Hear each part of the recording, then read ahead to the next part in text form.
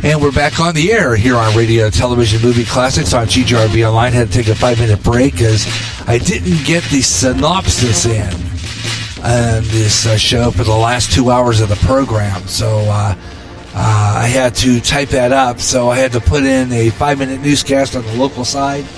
So I could do that and be on 5 minutes later. And, of course, things do change. And, of course, I didn't get a lot of stuff ready last night. It was the holiday, and I didn't get a chance to finish up the rest of the scheduling of my promos and spots. So I decided to just do a freestyle today, being it's Freestyle Friday. And that means that I follow the rundown that I have sitting in front of me right now, the rundown of this program.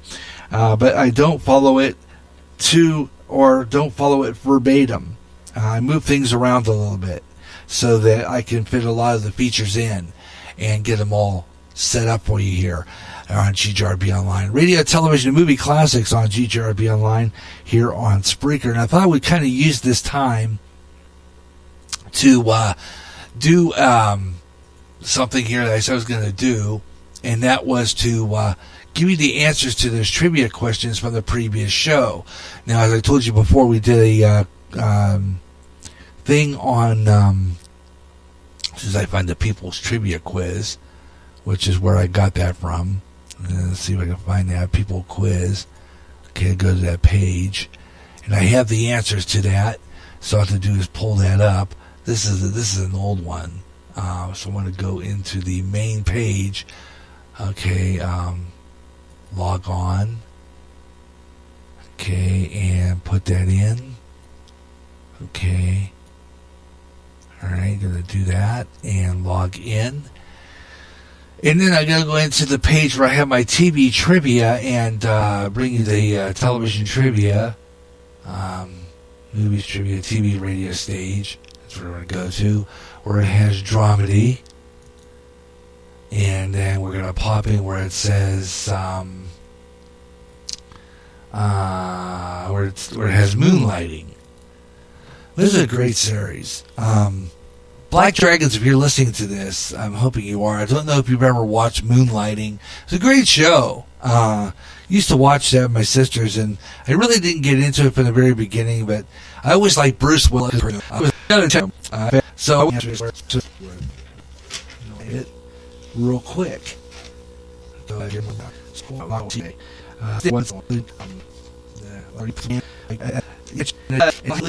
Then we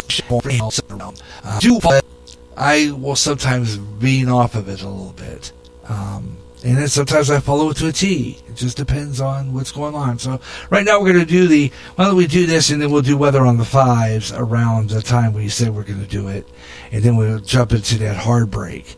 So we're going to do that way. So why don't we start off with the Moonlighting trivia question answers from the previous show.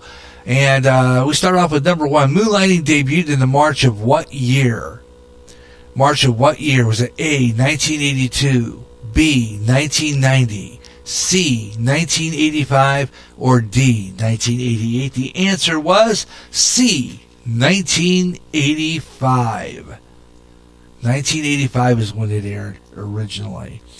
Number two, how many original episodes of this show aired on ABC? Was it A, 66, B, 78, C, 90, or D, 42? Which was it? It was A, 66. 66 episodes. And there you go. 66 episodes of this program. It didn't stay on very long. It really, I don't know if ABC just didn't give it a chance or what happened there, but apparently, for some apparent reason, the show just didn't have the push to stay on the air real long. But I remember them ending that series, and they kind of went out of character, and it was kind of cool. I think they did that also with the Cosby Show, where they kind of went off the set. It was pretty cool. Kind of like that way they ended that series. Going to number three now.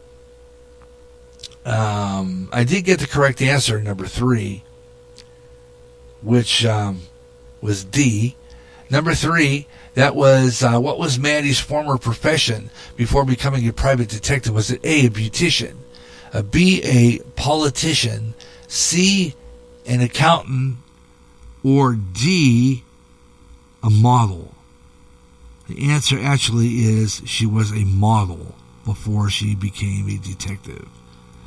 Good. Number 4, what was the name of the detective agency in which it was on Moonlighting? What was it? Was it A, Blue Moon, B, Bare Essence, C, Hayes and Addison, or D, Maddie Hayes Incorporated? The answer to that is A, of course, Blue Moon Detective Agency. Okay? Alrighty.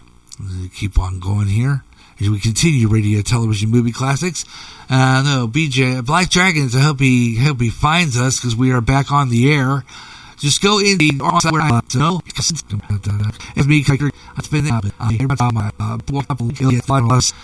if that's the case here, I'm not going to worry too much about it.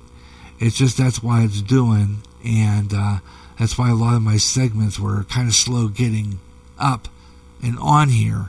So, but we got it back, so I'm not going to worry too much about it at this point.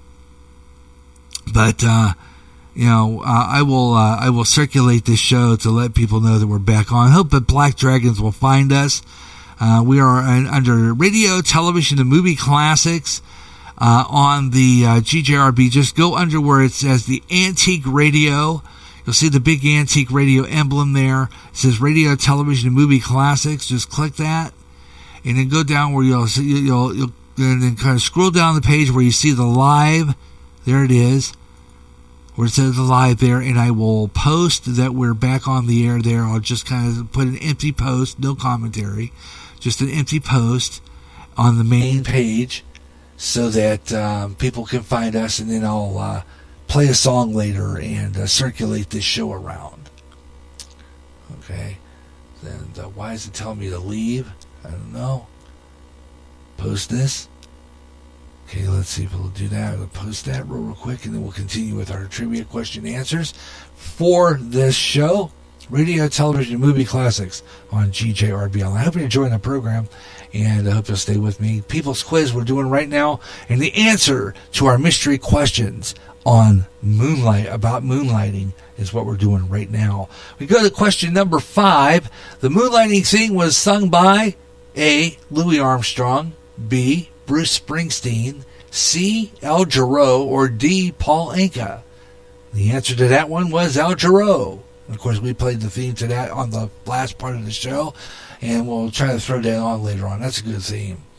Coming at number 6, what receptionist, let's try this again. When receptionist Agnes DiPesto answered the phone, I liked her, the caller would hear this: A, silence, B, nervous laughter, C, 1950s song, or D, a rhyme of some kind.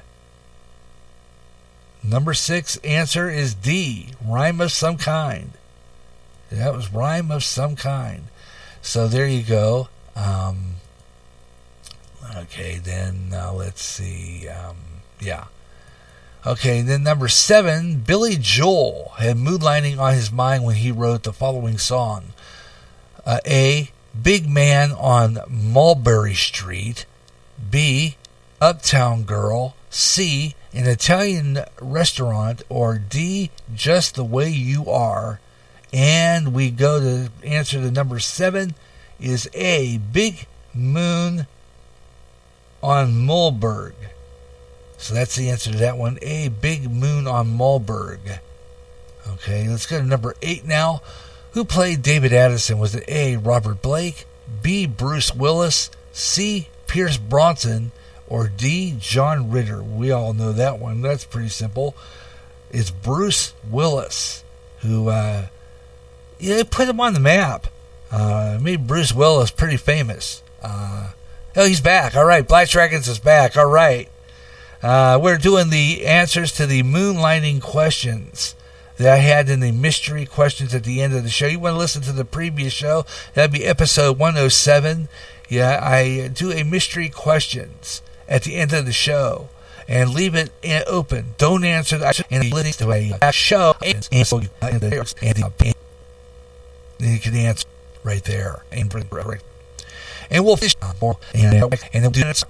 We'll do it on talking. We'll message here and then it's when it really is becoming fun when we got people in there participating, making it a fun show to do.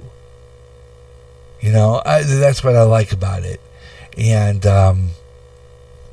so I'm glad that you're aboard, Black Dragons. Thanks a lot for stopping back in, because I didn't know if you couldn't find me. And like I said before, the way Facebook is, and they don't post my show right away and everything. It's a fun show, and I do better. And I know over. I'm going to play over probably simul, and so that television trip will be that. So it and we're keeping it watching. They got really webcams up and export the linear. Wow, yeah, you're welcome. I couldn't find it at first. Then when I saw the old radio, then I was able to find it. Yeah, that's the picture for Radio, Television, and Movie Classics under the title page. And by the way, if you're looking for the Christmas stuff, the American Christmas Jukebox is under the picture of our Christmas tree that we have a tabletop tree. And that's the picture of that tabletop tree. You'll see that's programming there. American Christmas Jukebox. And you'll hear all the Christmas shows on there. The Christmas old time radio shows will get repeated and put over on the Spreaker side, over underneath the Radio, Television, Movie, under the Radio Land. But most of all our live shows, when they're all together, Black Dragons usually is on the same page. But I'm going to be changing things around a little bit. All the programs will be on GJRB Live, and then I'm going to take those shows and then put them over on the title page. I'll make sure to check out that as well, because we got to love it. We got this when we just and we come ads. Yeah, it is very much it in a nutshell. You know, and I love doing this program, and I hope that you enjoy it.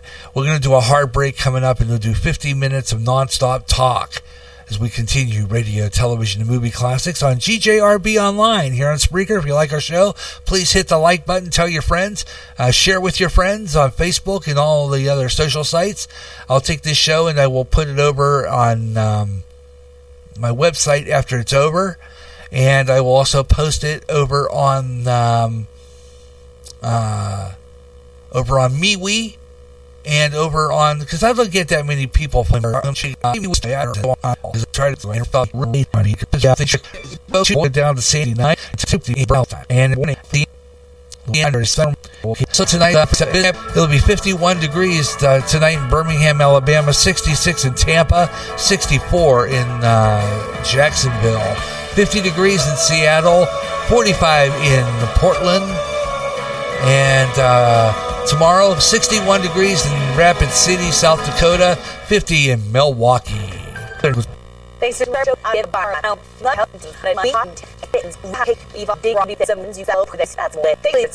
out of the state of California.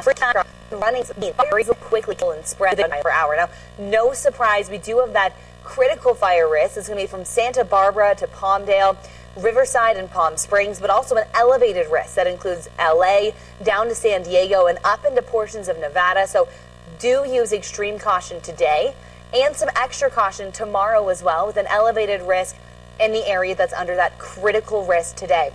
This means if you must burn, we really do encourage you to spend a little bit of extra time.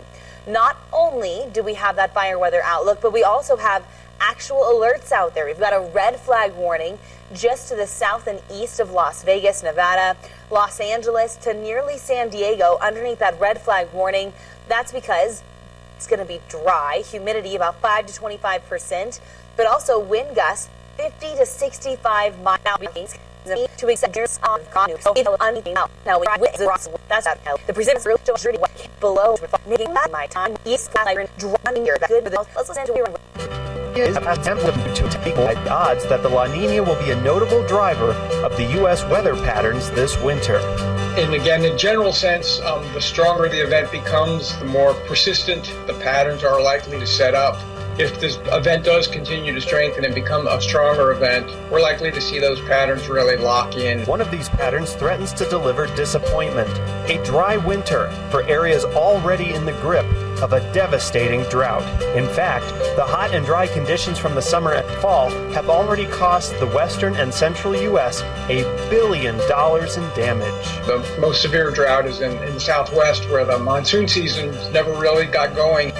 As a result, the Four Corners region was driven to one of its driest summers on record, and La Niña is not good news there for the months ahead.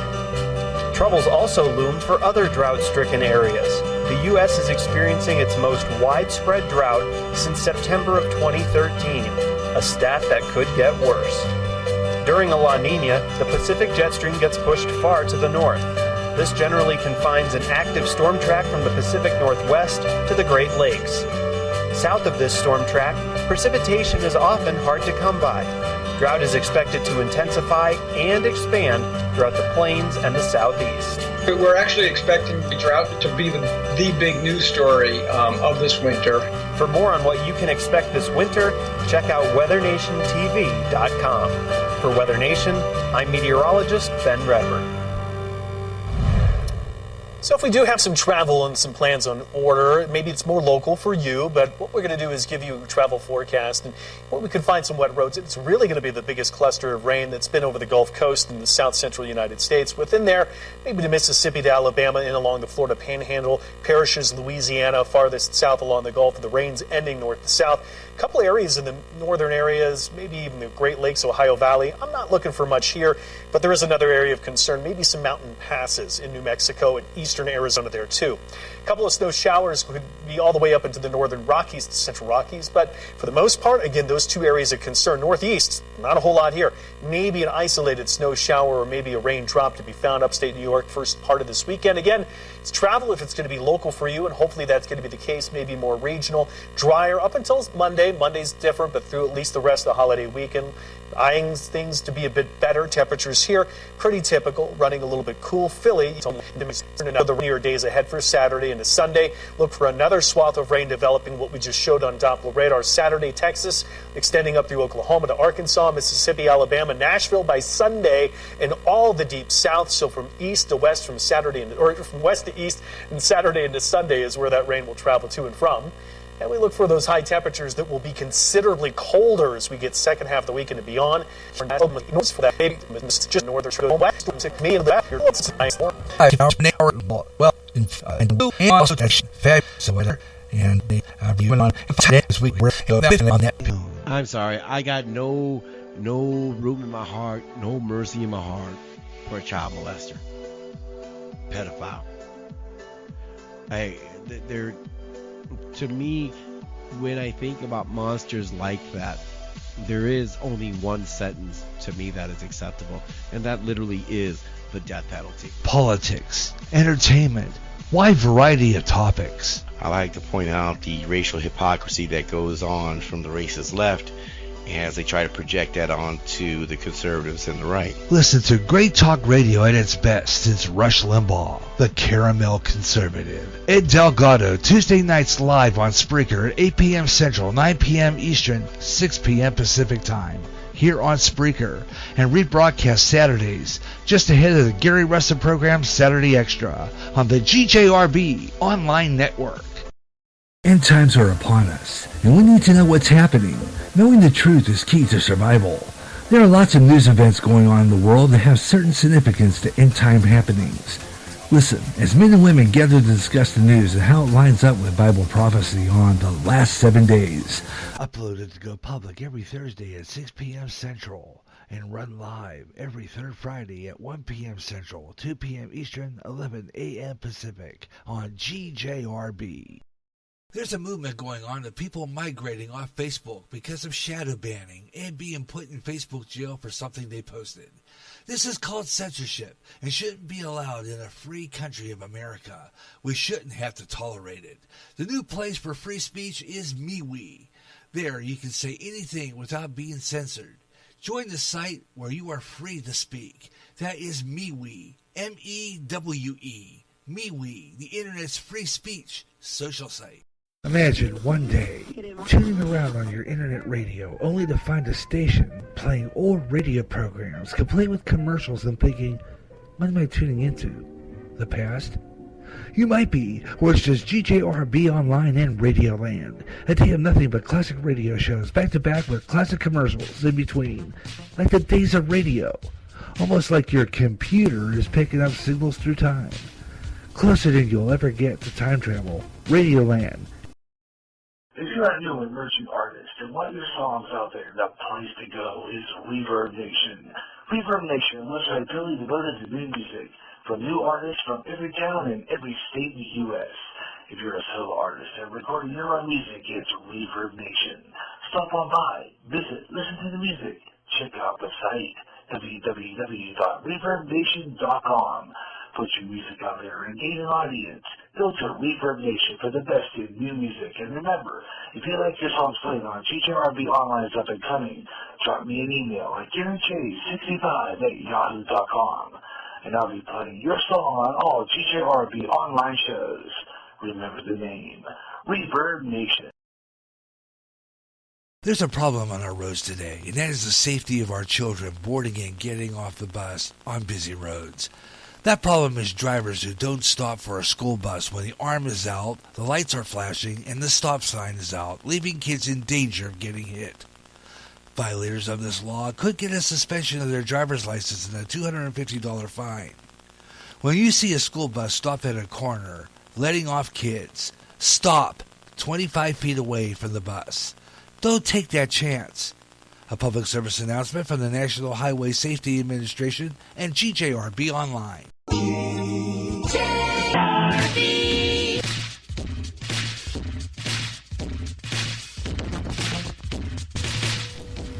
And Radio, Television, and Movie Classics is back as we start 50 minutes of non-stop talk and music and trivia fun. Here on GJRB Online, we have Black Dragons in the chat room. We're having a good time doing some trivia. Hope you're enjoying it. And we're going to wrap this up by wrapping up the Moonlighting trivia questions. And then coming up, we'll have a tribute to Alex Trebek. Yes, so stay tuned for that. And Black Dragons, I'm sure he'll want to say a few things about the host of his favorite game show, Jeopardy. And of course that was the longest running, I think, in the history of television, that one man will host a game show, and that had to have been Alex. If there's a trivia question, what was the longest any game show host ever hosted a game show? It would have to be, the answer, it would have to be Jeopardy. That's definite. Because Jeopardy was the longest running game show to be hosted by one person. Definitely. And Alex Trebek, for sure, one of them. So we've got a few clips from some network programs that we're going to play that were interviews with Alex Trebek from ABC. I think I got about 2020 segment here. Not sure, 2020 or Good Morning America, one of those two was the ABC. I don't know where I found that. And I had a couple of them on here that I was looking for, that I had previously had set up, and now I can't find them. And of course, I should have the holidays kind of pretty much. The holidays plus the death of our friend, Lori and I, our friend that died here just so suddenly, kind of screwed up my prep plans for this program. And so I didn't get a chance to finish prepping this program as far as getting all my material together in order so that I could put these on time, each segment. But it happens. Some shows are, done and ready to go, and some shows I just do anyway and just do whatever because I'll think, there's something I wanted to do on that particular episode and I forgot, and I thought, why don't I just not finish it and just do this show freestyle? So I do a freestyle edition here on this program here on GJRB Online. But meanwhile, back in the jungle, let's finish off the Moonlighting trivia questions that we were doing, and we left off at number 8, so we're at number 9 now. This acting legend introduced an episode of as a favor to star Sybil Shepherd. This was his last TV appearance. Was it A, Marlon Brando, B, Bob Hope, C, Orson Welles, or D, Jack Benny? The answer to number 9 was C, Orson Welles. Yeah, Orson Welles introduced was the legend in the episode. It was Orson Welles' last TV appearance. Last filmed TV appearance was on an episode of, I didn't remember that too, an episode of Moonlighting. Finally, number 10, how many Emmy Award nominations did Moonlighting get and receive during the entire run? Was it A, 10, B, 28, C, 33, or D, 42? Well, how many nominations? Well, the answer to that is D. There were 42 nominations for Moonlighting, and I don't know if they won a Emmy Award or not. I'm not exactly sure there. I think they did, but like I said, that was a pretty good series. I used to love to watch that. My sisters and I, we used to watch Moonlighting all the time. That was a great show. It was. Bruce Willis, I mean, if you really think about it, that show put Bruce Willis on the map, because Bruce Willis, after that, was doing all those movies. And one was that one sci-fi movie. I liked that one he did. What was the name of it? Darn nabbit, I forgot. But Bruce Willis was doing all kinds of movies after that. So, I mean, he was fabulous. So there's your answers to your trivia questions. And I don't think I'm going to be doing a mystery. No, I was going to plan on doing one, but I didn't get a set of mystery questions ready. Again, this show is not entirely done. Didn't have all my segments in order. And, of course, like I said before, some of the segments I will not be doing because I didn't have them ready. So, they're ready, they're done. If they're not, they'll go on to the next show. That's how that works. And on a Freestyle Friday. So we're going to try to get the segments as possible. But, other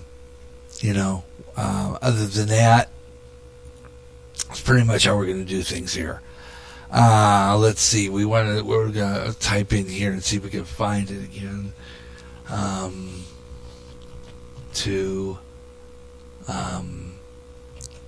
Okay, Alex Trebek. Let's see what YouTube will give me. Give me a whole list of YouTube videos that I can choose from. But I really wanted a generic tribute.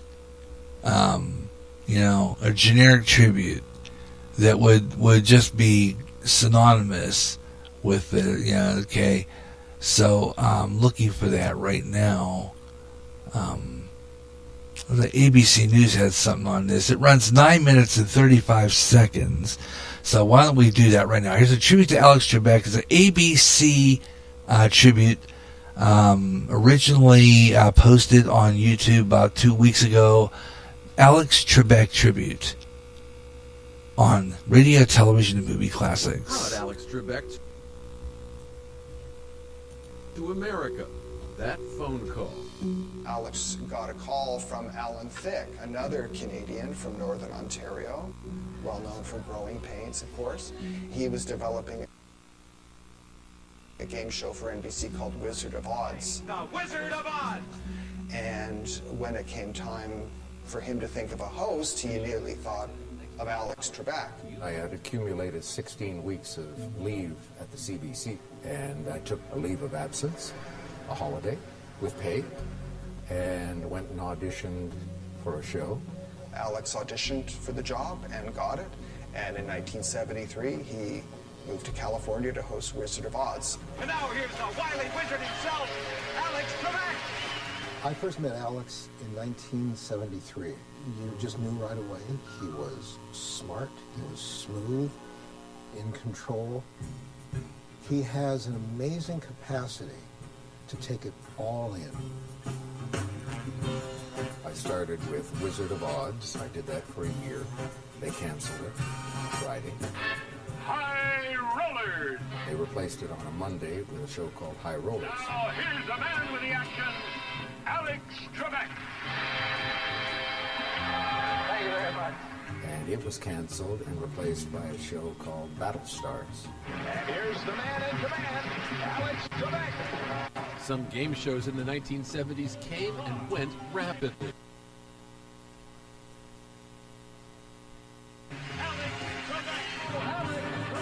So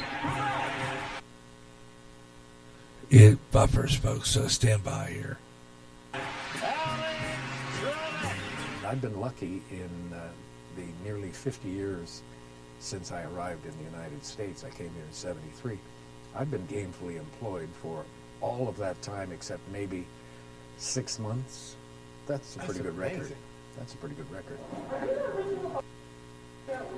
The original host on the network was Art Fleming from 1964 to 1974.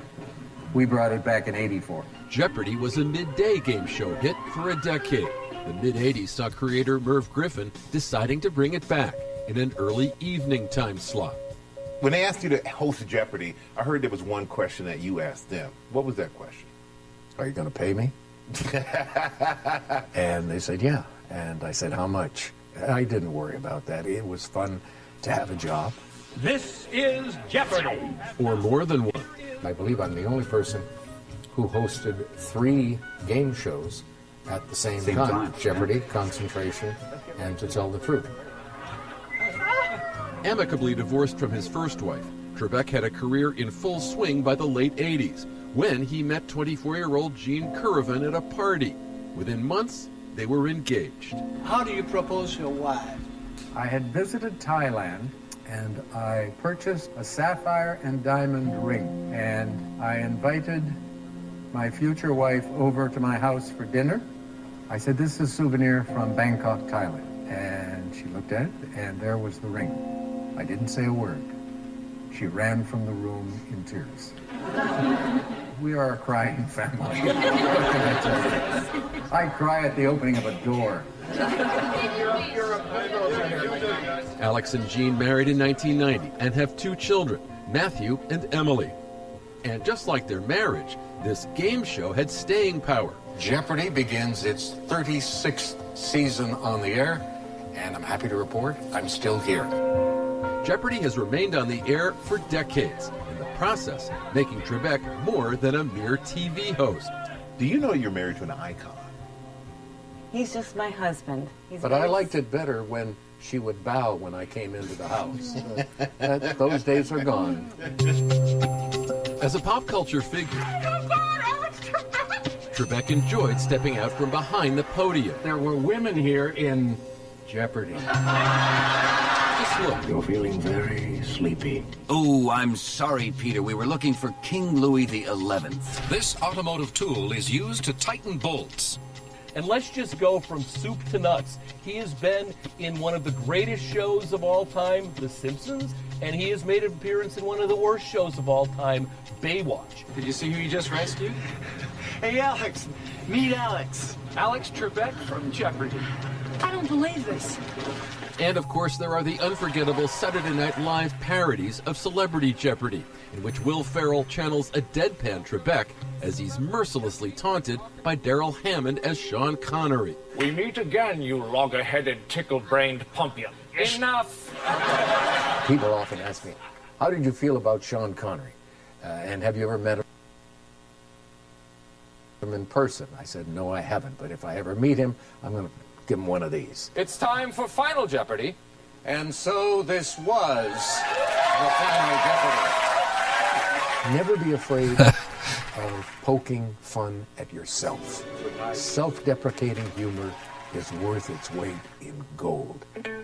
You know you're famous when you shave off your mustache and it becomes national news. You cause quite a vibration in the nation when you it's put on amazing. some of your facial hair. My wife makes the ultimate The boss decision. weighed in. And then there were the surprising things viewers learned about Alex Trebek, such as his penchant for doing his own home improvement project. I have here every possible kind of screw. A roll of duct paper will solve any problem. Clint Eastwood said that, but in what movie? It has taken me years to redo her corner of the house. And finally I got around this past year, and she has her office redone, her bathroom, her closet. Yesterday I was up on the roof, my blower, blowing all the pine needles off there. I got 3 bags full outside. Next time, call me. I'll get up on the roof and blow the pine needles. No. Why? You wouldn't be good because you're heavier than I am. I know, but I got good balance. I've had those tiles up there for 25 years. I know where to walk, Alex, so that I don't break them. I'm like a ninja. Light on my feet. Oh, man. Ninja straight hand. Ninja straight hand. Light on the feet. Can walk on rice paper and not leave a footprint. Oh, boy. Mm-hmm. All right. And he wasn't kidding. ABC cameraman Sam Painter climbed up on that roof with Trebek. He was very nice about it. And he went up the ladder first, helped me up the ladder, grabbed the camera at the top of the gutter and pulled the camera up so I could get up safely. And then he gave me the camera and we started shooting. All right, Michael. Your turn. A trait Trebek didn't publicize, his generosity.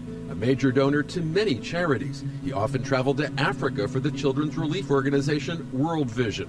And he deeded more than 60 acres to a land conservancy in Los Angeles. The land behind me right here at my home is part of the Trebek open space, which is what he donated. So that's a pretty precious thing, right, to have in the middle of the city, to be right smack in the middle of Hollywood and Los Angeles, to have that much open space is pretty rare.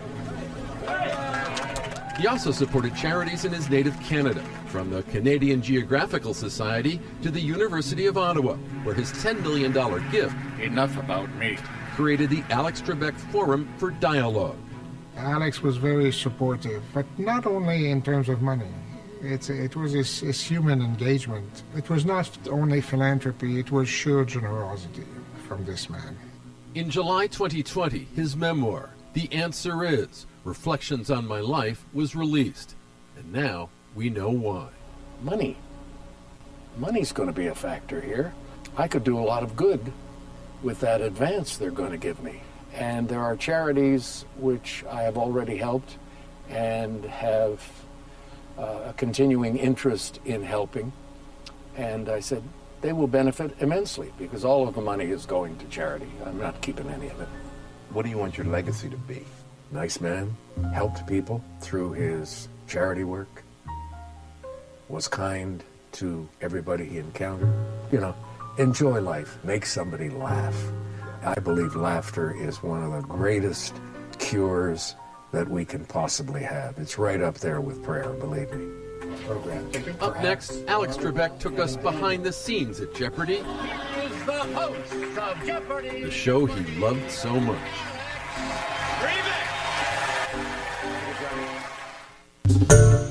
Hi everyone, George Stephanopoulos here. Thanks for checking out the ABC News YouTube channel. If you'd like to get more videos, show highlights, and watch live event coverage, click on the right over here to subscribe to our channel. There you go. Alex Trebek. Lost a great game show host there, and absolutely fabulous man who, you know, did a lot for charity, and that says a lot for somebody like that, I'm telling you. And Black Dragon says, yeah, I'm enjoying this right now, and I'd like to say thank you to Alex Trebek for the great memories and the great Jeopardy work, and enjoyed all of the Jeopardy questions, different sets of Jeopardy over the years. That's what Black Dragon saying. He also said that my favorite moments in Jeopardy history will always be the Jeopardy Championship Edition. Ken Jennings will always be a favorite champion and from the show's history. And the announcer for my show is Johnny Gilbert.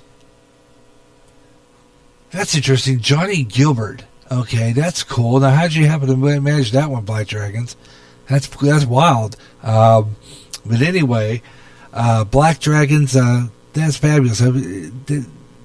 I need an announcer there to put up my shows. Just a bit. Like game show, I enjoy it very much. Yeah, and just start watching that Jeopardy. I haven't watched it because I'm so busy prepping that I usually try to catch it in here on my television, but my TV is also my computer monitor, so I don't always catch a lot of TV because I'm using the computer. So that's pretty much how that goes. And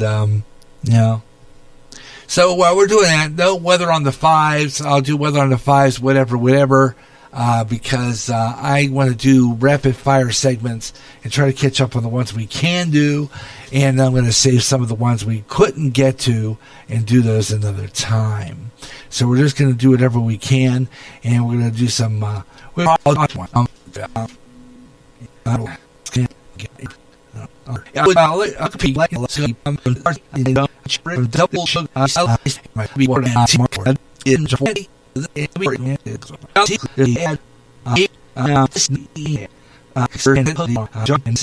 another one, radio station channel 7. So I don't know where that's at. I'm going to go down the page a little bit. This one I know is from Washington D.C. election coverage on WTTG channel 5, which is kind of odd because what does an independent television station carry elections? I mean, really, how does that be? Because usually independent television stations were kind of the alternate fictions because people would rather watch a movie than, election returns. So it was kind of interesting that was independent television ad for an independent station. And that was for Channel 5 in Washington, D.C. This one is, I don't know exactly where this is, but again, this is Huntley Brinkley, NBC, where more people watch the news than ever before.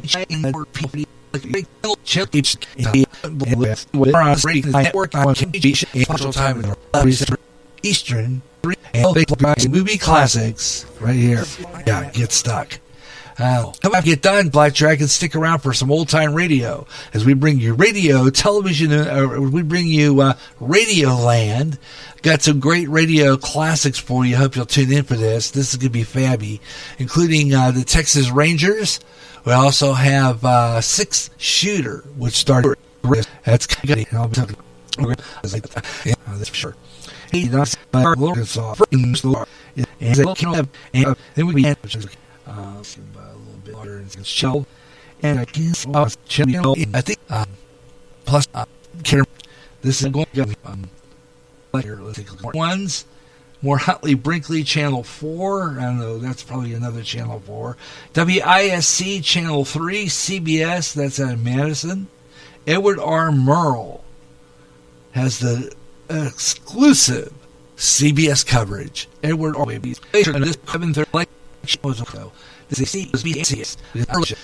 There were some television stations that were split network. They would carry programs from two networks, and they were because I was and see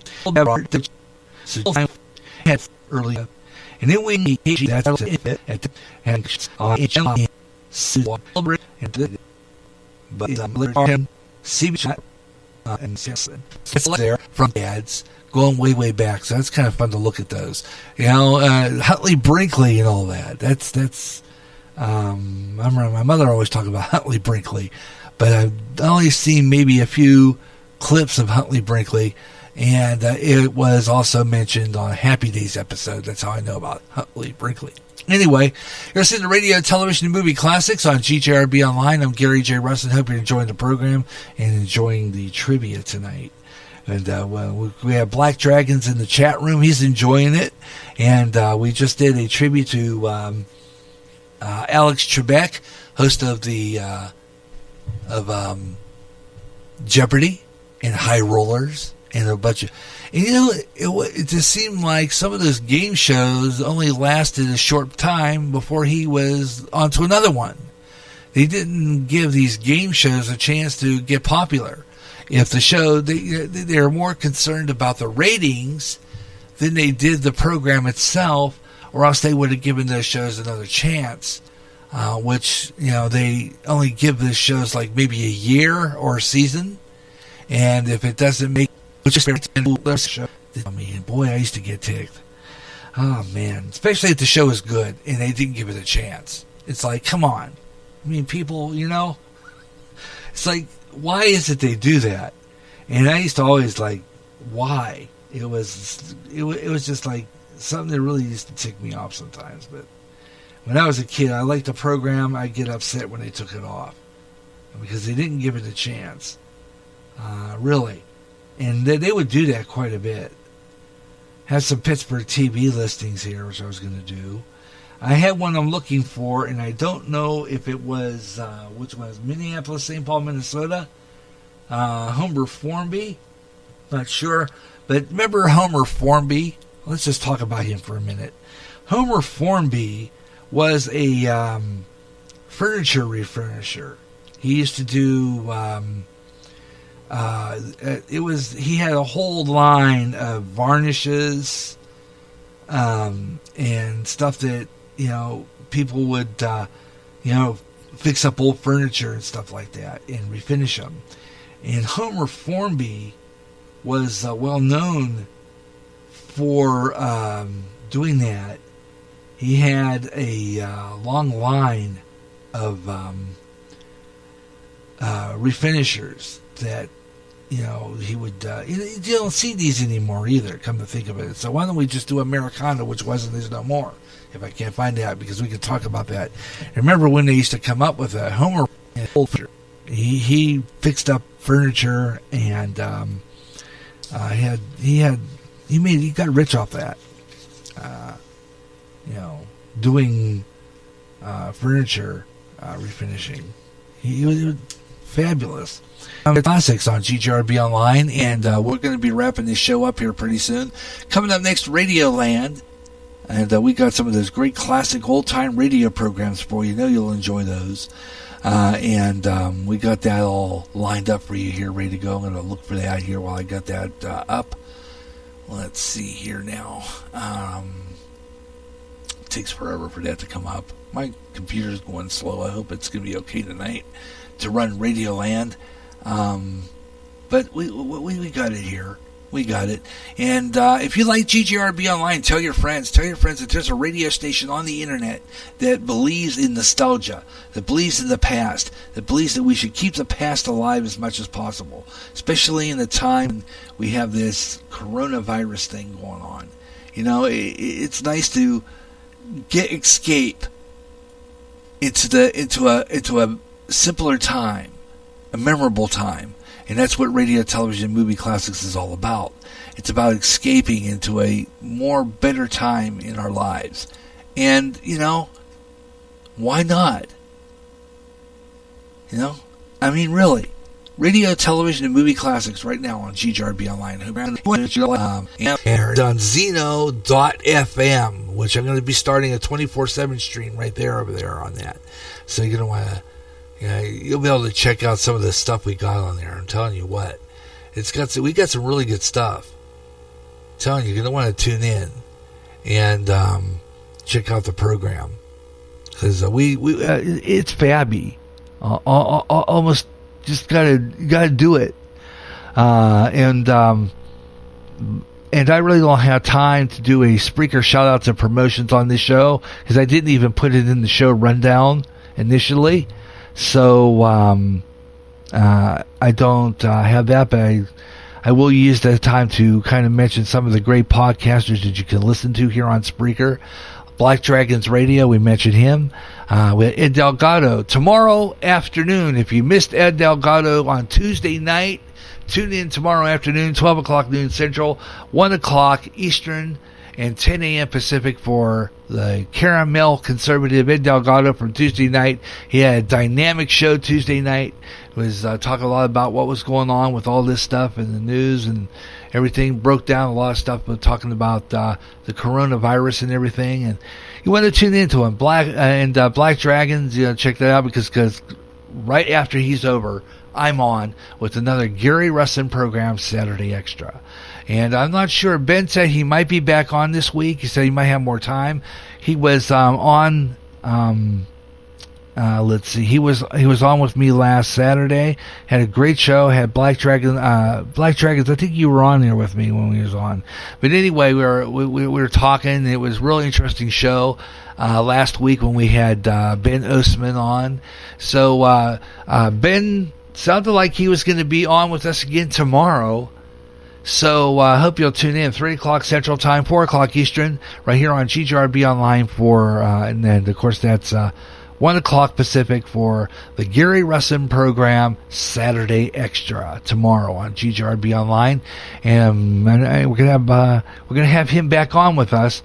Ben will be on with us, Ben Osman, and we're going to be talking a lot about. He's got some more things he wants to talk about, so I hope he makes it tomorrow. Ben is. I'm going to click out of this because I think I'm done with that, and I think maybe I ought to click out of this. But I do have Radio Land coming up, so I'm going to kind of set that up and fix that later. Because coming up next is going to be some more trivia. And we got a lot of really good stuff coming up. So we're going to be right back. I'm going to take a pit stop, and I'll return in just a little bit with more radio, television, and movie classics after this. End times are upon us, and we need to know what's happening. Knowing the truth is key to survival. There are lots of news events going on in the world that have certain significance to end-time happenings. Listen, as men and women gather to discuss the news and how it lines up with Bible prophecy on the last 7 days. Uploaded to go public every Thursday at 6 p.m. Central and run live every third Friday at 1 p.m. Central, 2 p.m. Eastern, 11 a.m. Pacific on GJRB.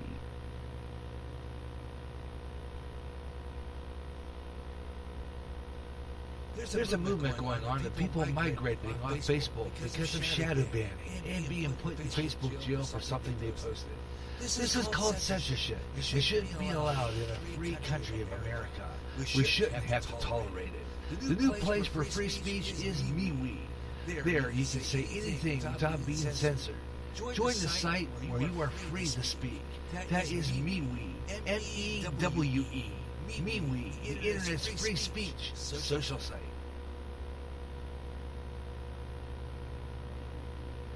Imagine one day tuning around on your internet radio only to find a station playing old radio programs complete with commercials and thinking, what am I tuning into? The past? You might be, or it's just GJRB Online and Radio Land. And they have nothing but classic radio shows back to back with classic commercials in between. Like the days of radio. Almost like your computer is picking up signals through time. Closer than you'll ever get to time travel. Radio Land.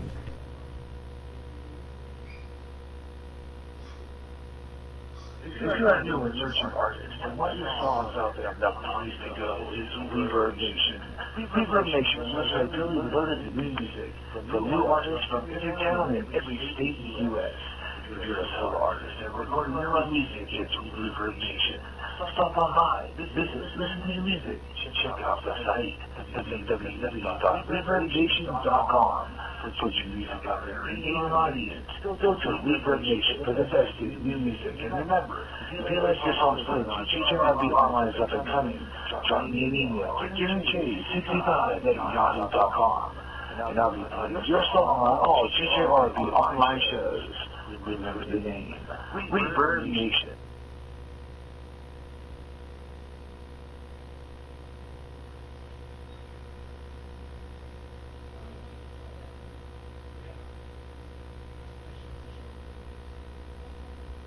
There's a problem on our roads today, and that is the safety of our children boarding and getting off the bus on busy roads. That problem is drivers who don't stop for a school bus when the arm is out, the lights are flashing, and the stop sign is out, leaving kids in getting hit.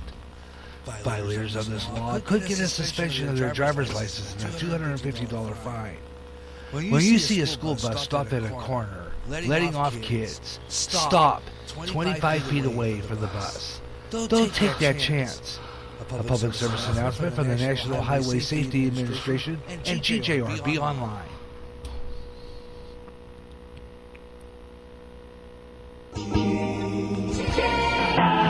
Okay, I did run those promos with my microphone open, which has a humongous echo. I had to go do the old pit stop, so I just didn't have time to shut my microphone off, so I just let it run.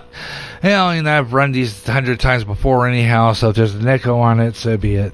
Anyway, we're wrapping up our radio, television, movie classics. Like I said before, there will be no mystery trivia questions this time round on this program. We're going to actually put this show on a mini hiatus for a while I'll be writing some more episodes, and I'm going to shift a lot of the stuff that I scratched a lot of the segments out that I couldn't do or didn't do, or for some reason couldn't find the segments, and we'll put those on the next show.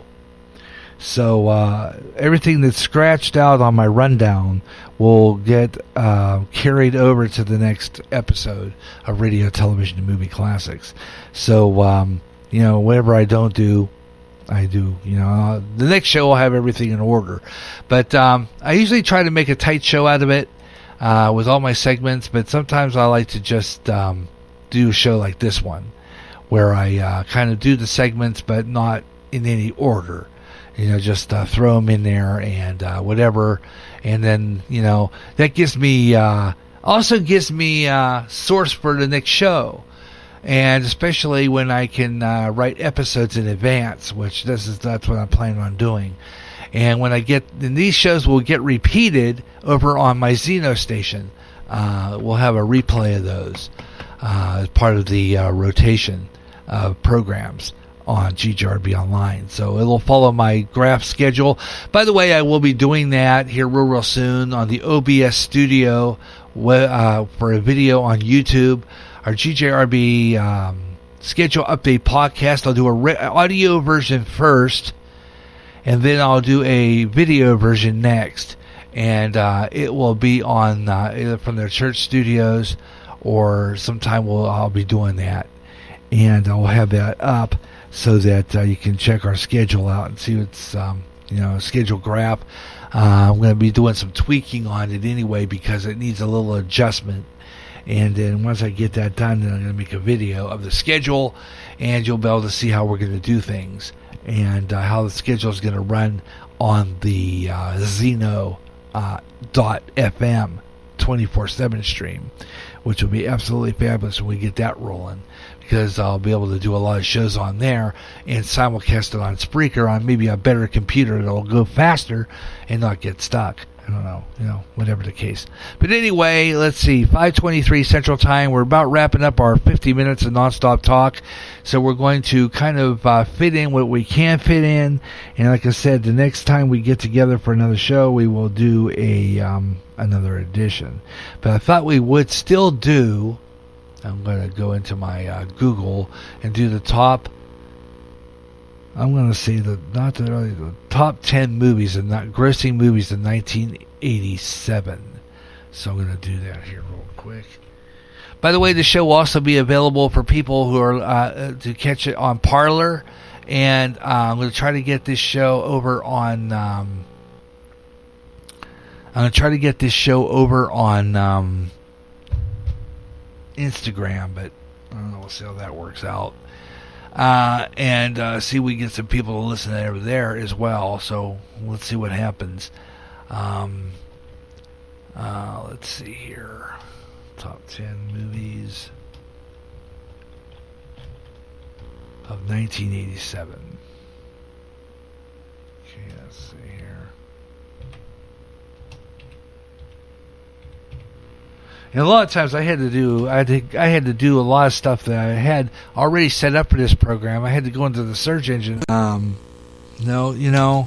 That's the thing. Yeah, you have to make sure I have it set up, and with the computer going slow and everything. And a lot of the times I do a lot of my segments off my cell phones. I got an old one, which is the one my wife used to own, former Samsung, and then I got my cell phone. And I have to make sure that they're all charged up and ready to go up to 100%, and then be able to just use my phones for a lot of my features, so I don't have to have them off the computer and slow things down. So that's kind of what I'm saying, So these are the best 10 movies according to Roger Ebert. Remember Roger Ebert? Remember how big he was. Remember how big Siskel and Ebert were. Really. They were synonymous with movies and stuff, and so this top 10 that I found for 1987 movies are according to Siskel and Ebert. Black Dragons, I don't know if you were really big on that. You were probably small at the time. Like the biggest when it's synonymous to movies. You can always depend that they would go to Siskel and Ebert for movie reviews. You pretty much went to them if you were to consider seeing the movie and whether it's worth it or not. So, let me see. Is this top 10 or... Yeah, this is the top best 10 movies for 1987, according to Siskel and Ebert. They're not numbered, so we're just going to play it. First one would be House of Games. House of Games started... House of Games. A psychiatrist movie played by Lindsay Cruz, Crouse, Cruz, and Joe Magdalena. So this is one. Next movie up was that was House of Games. The Big Easy. Remember that one? Dennis Quaid, Helen Birkin. Good movie. I've seen that a couple of times. That was fabulous. Then we had Jim McBride and The Big Easy. So we talk about that. Barfly. Anybody remember this movie? It was Charles Bukowski, Mickey Rourke, Faye Dunaway in this movie. That was called Barfly. These are top movies from 1987 now we're talking about. Barfly. Coming down the line was The Last Emperor. And this was Bernardo Barticelli's grand epic. And again, a Big Easy. I guess he did The Big Easy as well. People's Republic of China. This was shot in the People's Republic of China, and again, a Big Easy location. One of the main players based on the true story of a child emperor. And then we had Moonstruck. That was Cher. Okay. Down the ways is Prick Up Your Ears. I never heard of this one. Prick Up Your Ears was Joe Orton, who's a playwright who stood Britain in its ear in the 1960s in a series of cheeky comedies. Some their noses at Good Taste and Convention, and helped usher in a new age of freedom in the London stage. His untidy personal life was less successful. In the height of the success, he was clubbed to death by his lover, who then killed himself in an intelligent spiritual film. Stephen Frears. So yeah, that was a good movie. Then we had Radio Days. That's a good movie. I've seen Radio Days. As a matter of fact, that got me into old time radio too. If you ever had a chance to check this movie out, it was fabulous. It's called Radio Days. Absolutely incredible film. If you ever get a chance to check this out, it's a good movie. Radio Days. And it was set like, and I don't know, I think it was fictitious set. And it was a movie as a romantic comedy. Exposed TV network news. That was the broadcast news I was talking about. That was broadcast news. This was Woody Allen. It was a movie tribute to the 1940s in the days of old time radio, talking about the recreates radio legends from the adventures and serials and radio shows. And I would like to see this movie again. This is a good movie. Woody Allen movie. Check that out if you ever get a chance. I think it's on one of the streaming sites. Good movie. If you have a chance to see it. Radio Days. Then Broadcast News, which is another good movie. Holly Hunter's in this one. Albert Brooks. Romantic comedy. William, one of the network's best reporters who feels attraction for William Hurt. This is a real good movie. 6-Year Anchorman. Real good movie, actually. I had this on a videotape at one point because I was interested in TV news and that. But it's more of a romantic comedy. They didn't really do too much with TV, the industry. Lethal Weapon was next. That was, of course, Mel Gibson and Danny Glover. And then came Housekeeping. Anybody remember that one? Bill Forsyth and Christine Latte. Coming down the line was Less Than Zero. I think I remember hearing about that movie. No Way Out. Kevin Costner. I think that's when I first heard of him. Gene Hackman. Down the Ways. Good Morning Vietnam. We can't forget that one. My favorite movie. Good Morning Vietnam with Robin Williams. Yeah, Good Morning. Yeah, that was a fabulous movie. Adrian Cronauer, actually. He was a disc jockey, Armed Forces Radio. Adrian Cronauer was an actual person. And he was an actual disc jockey. As a matter of fact, he came from Pittsburgh. He was a Pittsburgh native. He was, although I don't know if he was on any of the radio stations in Pittsburgh, but I read somewhere that the original Adrian Cronauer is from Pittsburgh. And I remember reading one time a recent article in the People magazine a long time ago. This is quite a ways back. He stated in his article that he was not happy with that movie. The original Adrian Cronauer says that Robin Williams kind of misinterpreted him in that movie. Made him not what he really was. He said that that movie did not pick the true me. He said in the article once. He said Adrian Cronauer, I was not like that. In the story, that movie was not actually, didn't actually take place. So it was all fabricated film there. It wasn't really a true story, but there was an actual Adrian Cronauer. Meanwhile, Roxanne, starring Steve Martin and Daryl Hannah, that was kind of on that scenario de Bergerac type thing, storyline. Then you had With Nail and I, kind of a weak movie. Hoosiers, which is a very good movie starring Gene Hackman as a small-town Indiana basketball coach trying to combine his high school athletic comeback and his own personal rehabilitation and overall structure. It was a predictable sports movie in the particulars made it special. Good film. I've seen it a couple of times. Then you had Joan D. Florette and Manion of the Spring. Let's see, another one, Wall Street, Oliver Stone's movie. That's a good one. Oliver Stone, Hardball Expense, agreed with Michael Douglas was in that one as a stock manipulator, and Charlie Sheen.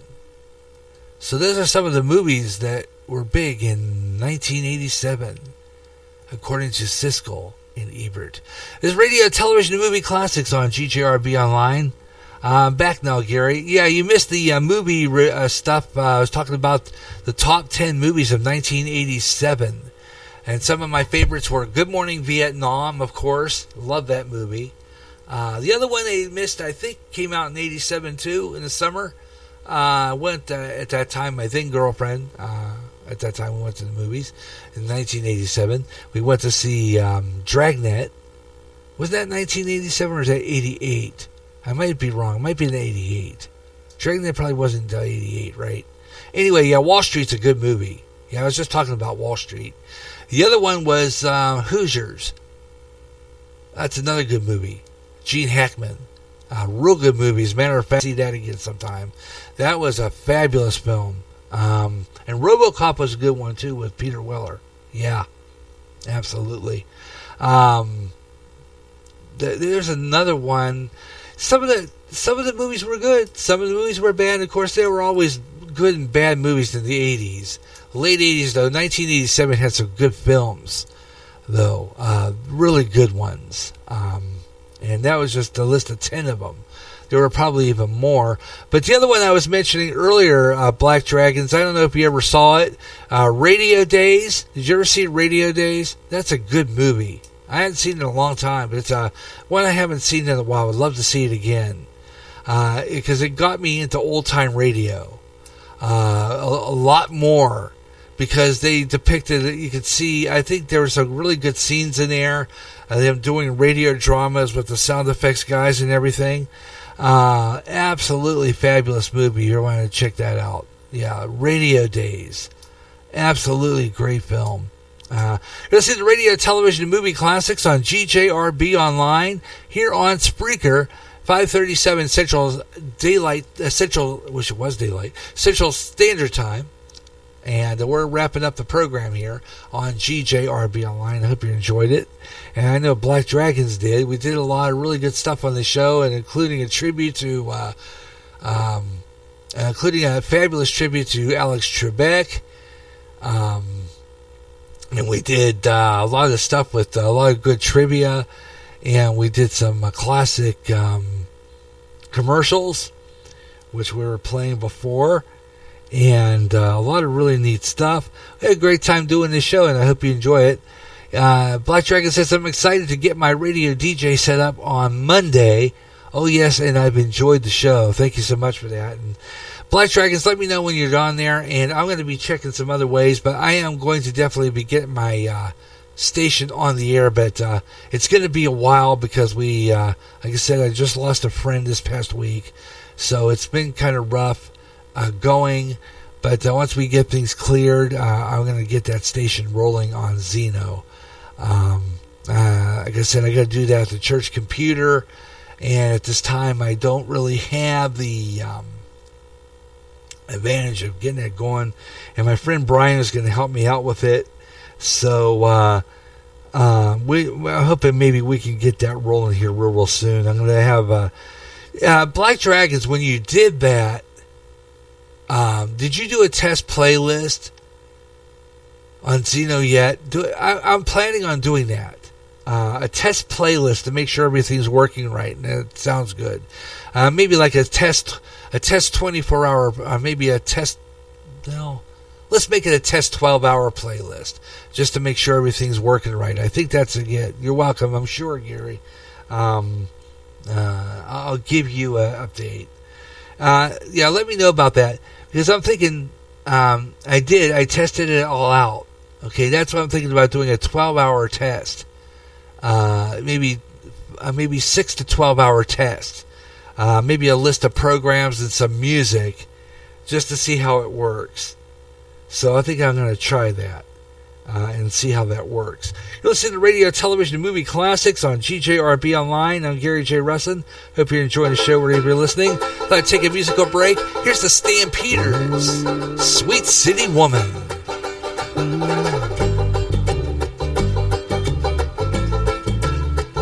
Light on the city nights, and I gotta catch a noon train.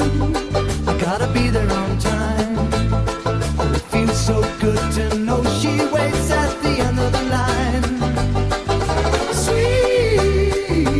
Sweet city woman, I can see your face, I can hear your voice, I can almost touch you. Sweet city woman, on the banjo and me, we got a feel for singing, yeah.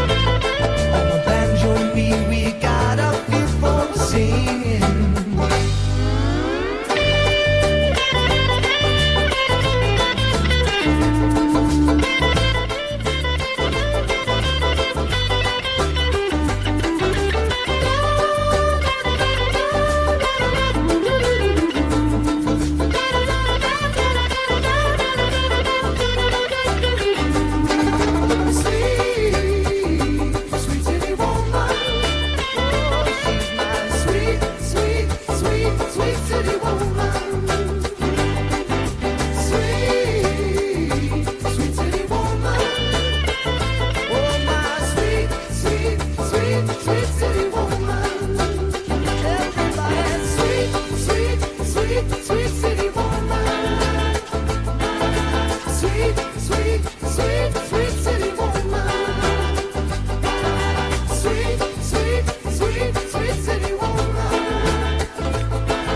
Sweet, sweet. Boy, it brings back memory of that. Sweet City Woman, that's a Stan Peters from 1971 on GJRB Online. Here at Spreaker, Gary J. Rustler with you here on the radio, television, and movie classics. Always bringing back some good memories as well of some old songs.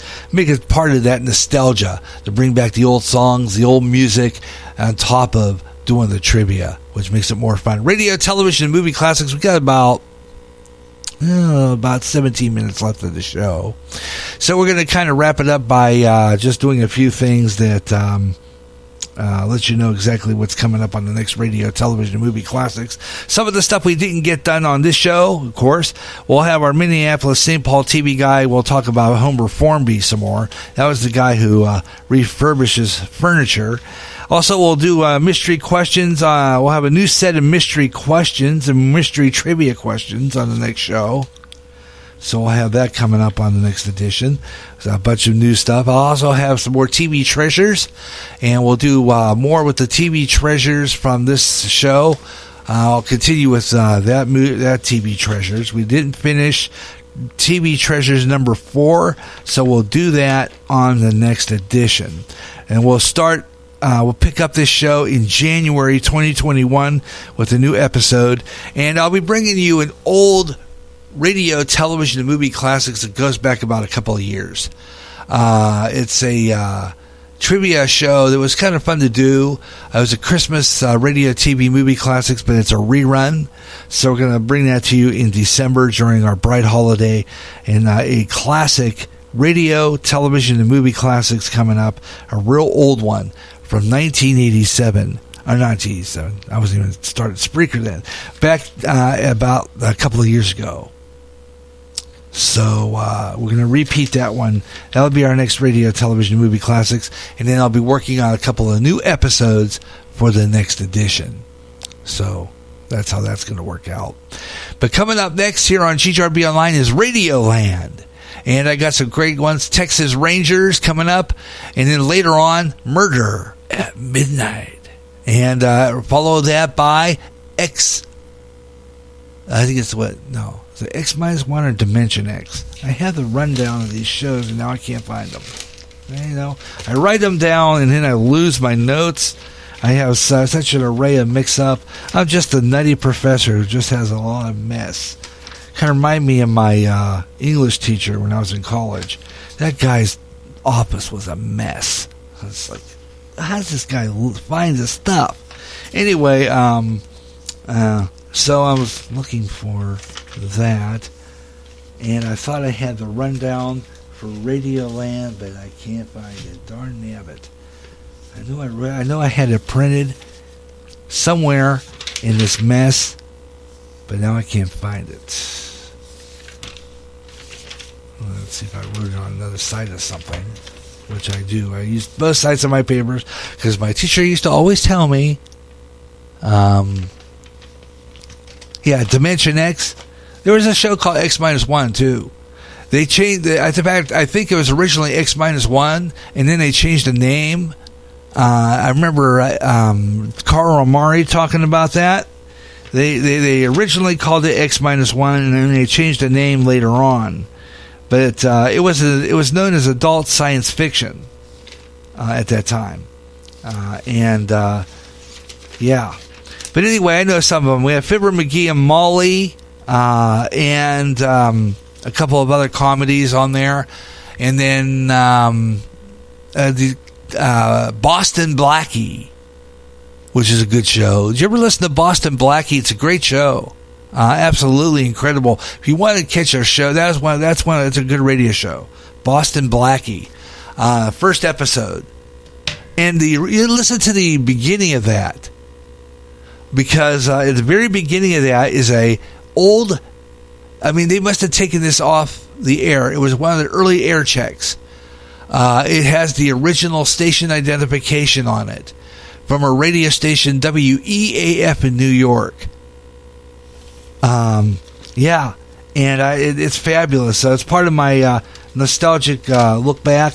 Radioland, which of course is the old time radio shows anyway, and that means that we play old station identifications too.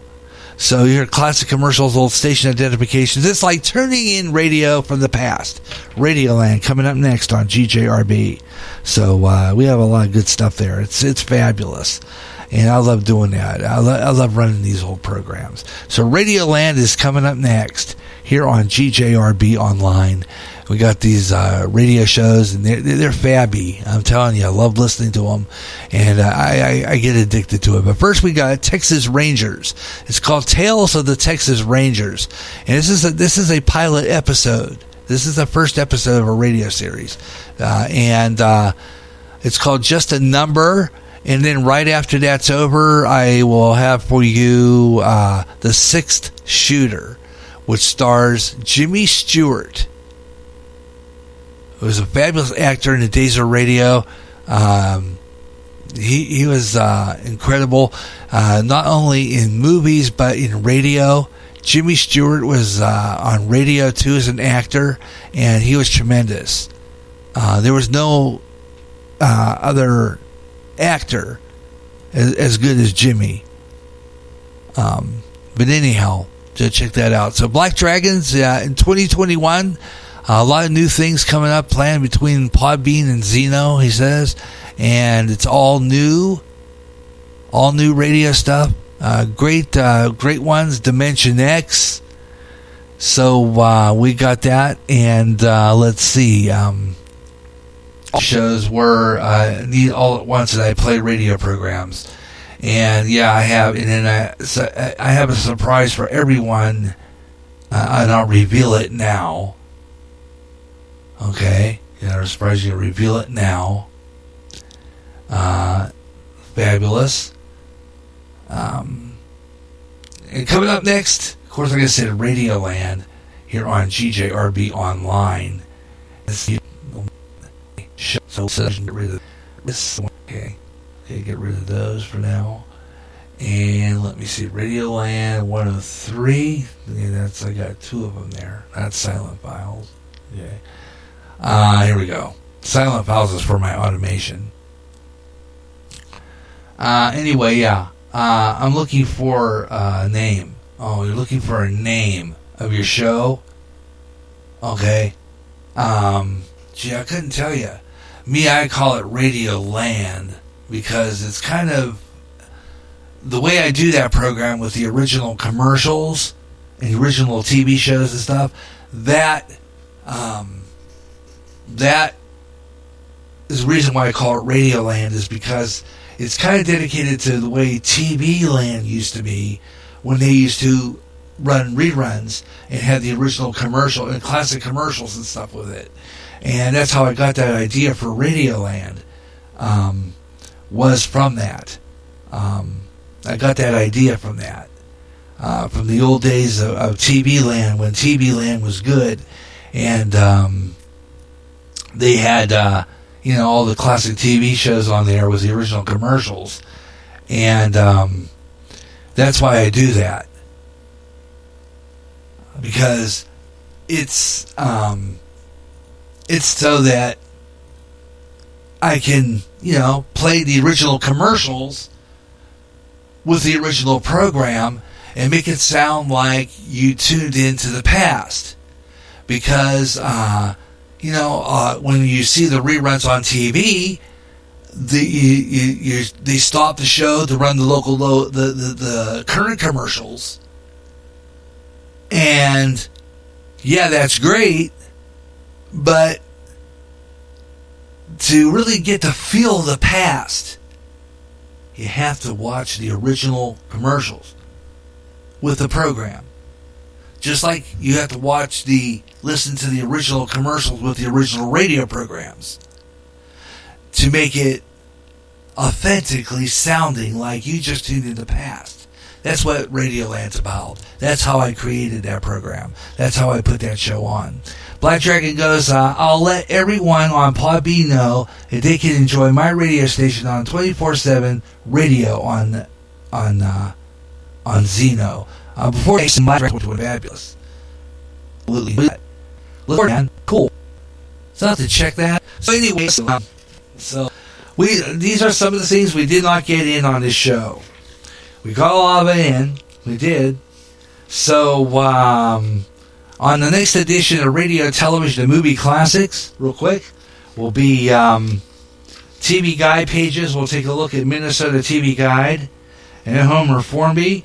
Also on the next edition, we'll do Americana, which was and is no more. Hope you join me for that, Black Dragons. This is where I talk about defunct products, things that don't exist anymore. I've been lately talking about old racetracks, like Hot Wheels and that. So on my next show, join me for that one, as we'll have talk about old game more and very picture.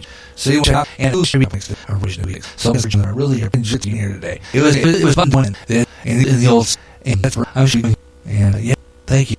This is fun trivia here on this program. And you know what? We didn't get weather on the 5s for Clinton, Iowa, but you don't live here, or we don't live here. You don't live here. It doesn't matter. You really don't need to hear the weather for Clinton, Iowa, so I'm not going to worry about it. It doesn't matter at this point. So I'm just going to take the last 5 minutes to say, stay tuned now for Radio Land, the old-time radio programs. Tomorrow night, don't forget to tune in, because we have another show. You want to tune in locally here in the 9-foot signal. And it will be, of course, great big band music, classic stuff. Right after I get done with the Gary Russell program, Saturday Extra, I flip frequencies here on the local end to 107.1 from 88.9. We go all the way up the dial and we bring you some big band classics and all that great music from Racketeer Radio. Racketeer Radio, fabulous bunch. Check them out, donate, listen to some great music, great radio at its best. Racketeer Radio. Yeah, they're fabulous. And I was just thinking of all those songs, and I'll be loading those on the Radio DJ. Fabulous. Yeah. And Racketeer Radio, yeah, they're fabulous. And you say you know the guy who runs that, right? I'd like to have him on as a guest on a future show. By the way, next year, on 2021, Radio, Television, Movie Classics is going to include guests. And I'm going to have guests on. I'm planning on it. Ace Hartman. Okay. I would love to have him on as a guest. I think he would be a great guest for, when you talk about trivia, I'm going to be having guests on. Ace, I'm thinking of considering him. I'm also considering Carl Amari, host of Hollywood 360. Planning on having him on. So that's coming up next year on Radio, Television, Movie Classics. We're going to have guests on, which will be kind of really neat to talk about some trivia and stuff. And maybe even a guest who had some of these stuff that I had. We're going to have a guest talk about Hot Wheels. It'll be fun. So we'll do that next time we get together. That's it for Radio, Television, Movie Classics. Thanks a lot, Black Dragons, for joining me today. We had a great time. Stay tuned for Radio, Television, for Radio Land. Radio Land. This show's over. Radio Land's coming up next with old-time radio. That's coming up next on GJRB Online. I'm Gary J. Rustin. Thanks a lot, Black Dragons, for joining me in the chat room. We had a great time doing the show. It was fabulous.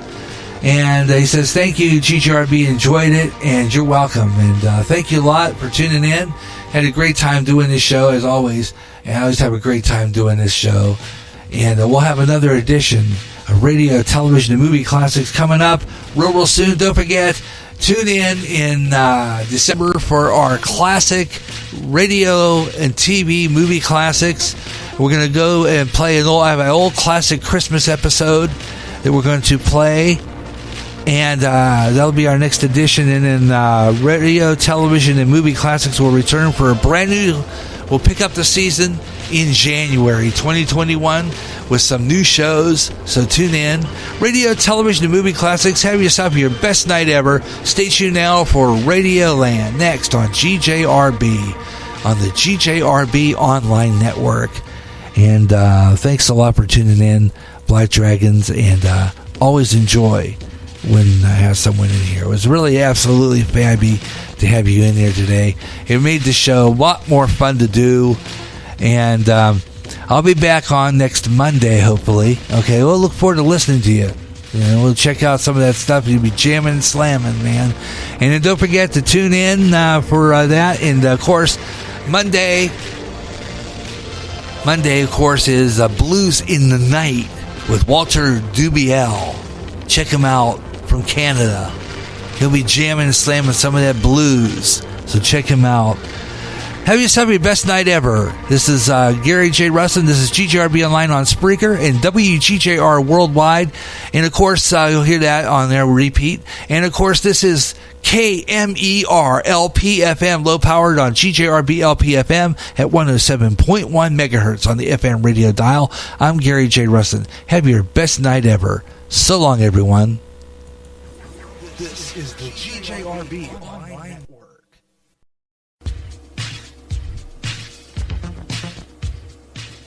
Now, GJRB turns back the clock to bring you radio the way it used to be. Back to the days when radio rolled the living room. This is Radioland. On this edition of Radioland. On this show, we bring you the Texas Rangers to start off with Westerns from April 19th, 1950 in Just a Number. Then we go back to 1953, July 15th, in the first episode of The Six Shooter, starring Jimmy Stewart. Then we go to crime drama in Boston Blackie, originally aired June 23rd, 1944 in The Jonathan Diamond. Then it's Richard Diamond, Private Detective, an episode originally aired March 19th, 1950 in The Private Eye Test. Then it's comedy with Fibber McGee and Molly in the Vacation Lost Camera, originally aired September 29th, 1942. Then it's the Jack Benny Program, originally aired 1948, January 18th in Denver for March of Dimes. Then it's a sci-fi horror segment. Then we finish off with Murder at Midnight, Date Unknown with a Dead Hand. Then we finish up with Dimension X from 1950, April 8th, in The Outer Limit. And now we go back to 1950 for a classic episode of The Texas Rangers in Radioland.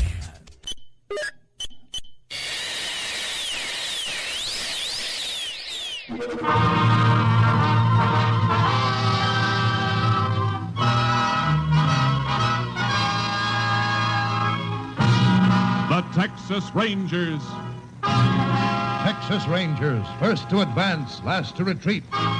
Texas, more than 260,000 square miles. And 50 men who make up the most famous and oldest law enforcement body in North America.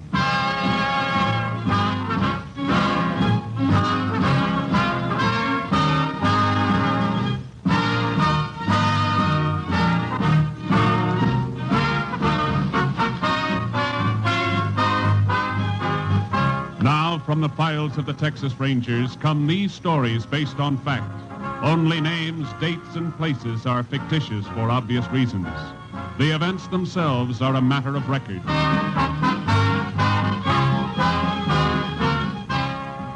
To a Texas Ranger may go as many as 4 assignments a week. A case may lead him into the remotest corner of the plains or the crowded streets of the biggest cities. But wherever he goes, he commands respect. To Texans, his badge is the symbol of security. This is Ranger Jace Pearson. The case we called by just a number began on the morning of July 15th last year. The Stevens Ranch, located just about in the middle of Carson County, was where it started. Started when the Stevens kid, aged 9, came running up a long drive to his house.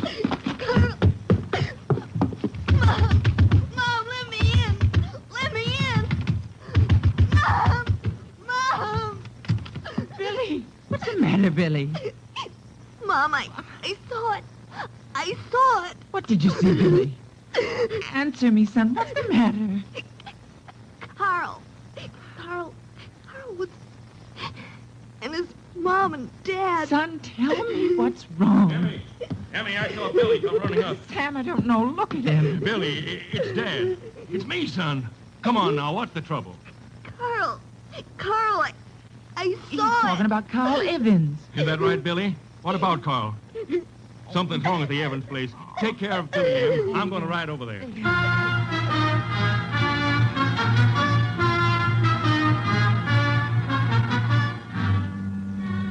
Sam Stevens saddled a horse and rode to the Evans Ranch, over 3 miles away.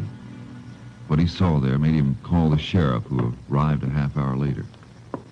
They're in here, Sheriff. All right, Sam. Oh, this is what Billy saw. Kid all right? Hysterical when I left. Look here. Flatiron, Sam. Yeah. Don't touch it. Flo and Tom Evans was killed with it. And him. The kid, Carl. Yeah, little Carl. What kind of dirty... Who'd do a thing like this? It's gonna be hard finding out who did it. Hard? Yep. No telling when it happened. Oh. Yeah, I see.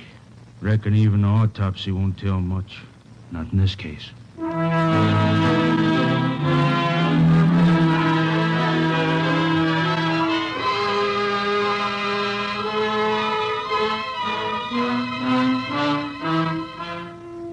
Sheriff Larkins was right. The triple murder had been committed too long before. No way of telling how long. The sheriff got in touch with the Rangers, and I was assigned to the case. And together, Sheriff Larkins and I went over the Evans place. There's the room, Ranger Pearson. Okay, Sheriff, let's have a look. Place is just like me and Sam Stevens found it. Except in the bodies. Sure.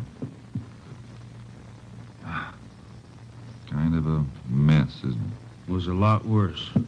Any fingerprints, Sheriff? Nobody's touched anything, not even the phone. Been leaving the prints for you. Okay, I'll see what we can pick up. Meantime, Well, what are you looking at? Had any rain here lately? Rain? Nary a drop. Why? Look. Looks like a little clump of mud got kicked under the bed. Mean anything? Maybe. Funny shape. Kind of like it came from the instep of a man's boot. So? Let's go outside. Oh, sure. Only one way a piece of dirt could clump in a man's boot. If he walked in wet earth. Driest bone around here. So, chances are nobody around here had this piece of mud in his boot. It ain't likely. Now, wait a second. Different kind of earth here. Say, you got something to go on? Sure. Only one thing wrong. What's that? When was the man here? When did he kill Flo and Tom Evans? And Carol? Yeah, and why? Maybe if we learn when, the why'll answer itself. How's that figure? Don't know. Not yet. Well, let's get back to town. I want to match this clump of mud against the boots of everybody who went in that room. It ain't gonna be hard. Only 5 people from around here. Not counting Evans's.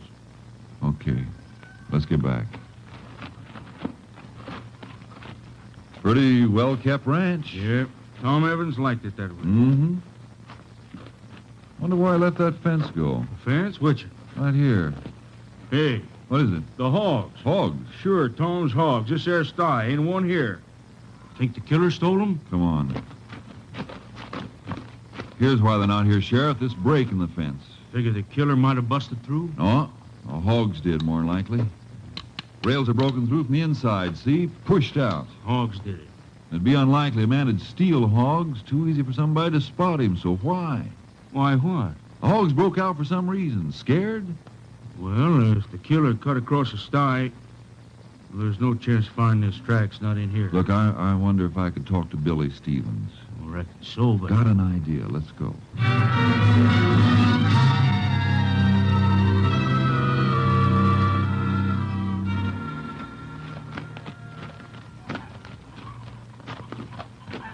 Hello, Billy. Huh? Nice pony, Billy. Yours? Oh, yeah, he's mine. He don't know you, mister. Oh, I'll fix that. Hello, boy. You got a name, Billy? Uh-huh. Jinx. Fixing for trouble, huh? Got a good mouth, fine legs. Good boy, Jinx. He don't let everybody pet him. Oh, can't blame him for that. Oh, by the way, my name's Pearson, Billy. Jace Pearson. Howdy. Howdy. You come to see my dad? Well, matter of fact, Billy, I dropped by to see you. Me? Yep. Ever seen one of these, Billy? Texas Ranger badge. That's right. You a ranger? Sure am. Gee. Billy, Yeah, Ranger Pearson? kinda need your help. Mine? Real bad like. But... Sure. The other day, you went to see your friend. Carl Evans. I want you to remember something, Billy. It'll be a big help to me if you can. I ain't gonna think. Oh, not about that, Billy. About the hogs. Hogs? Mm-hmm. Did you see the hogs? Mr. Evans' hogs? That's it? Sure. I saw them. In the sty, huh? No, they were loose. Running around loose. Sure? Sure. Running around making noise. And then I went up to the door. I knocked. Nobody answered. I went to the window. I looked in. And Fine. Guess we'll write down about the hogs in my notebook. And I'll put it in my report. With my name? With your name. You'll probably get a letter of thanks from the colonel. I will? Sure thing. Well, Billy, be seeing you. Hey, can I tell the kids I helped the ranger? You want to? Gee, you betcha. Okay. You tell them I couldn't have done without you.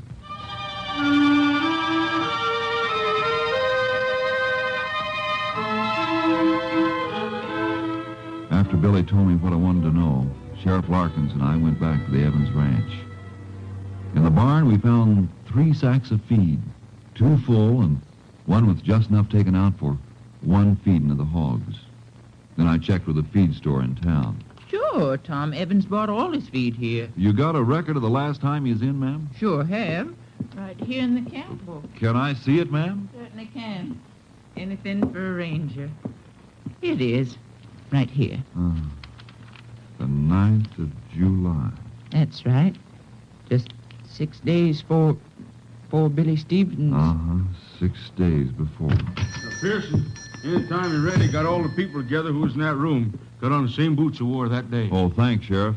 Now, ma'am, you're sure it was the 9th? It was the 9th. Could have told you that, Pearson. A couple other folks saw Tom Evans here in town. Yeah, I know. So him and his family could have been killed any time between the 9th and the 15th. Yep.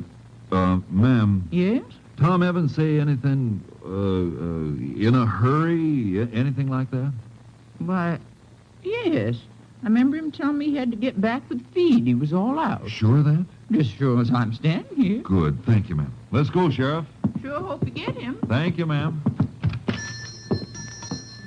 Anything fitting together? The murders were committed late on the 9th or early the morning of the 10th. How I figure. Tom Evans bought feed on the 9th, 3 bags of it. And he said he was all out of feed at the ranch. He had to get home to feed the hogs. We found those bags of feed, Sheriff, 2 of them unopened. Yeah, and the 3rd... With just enough feed taken out for 1 feeding. Sure. Tom fed the hogs on the 9th. But on the 10th, he didn't. Because he was dead. Murdered. Got something to go on at last. Yeah. Well, it is something. I guess so. But I'm counting more on this, Sheriff. A little piece of mud. Earth that came from someplace else, carried in by the murderer on his boot. How do you know it comes from someplace else? Ever see earth this color around here? No. I've seen this kind in Wheeler County. Wheeler? That's a long piece. So much the better. Better? Come on, Sheriff. I got a lot of questions to ask and a real short space of time to get them asked.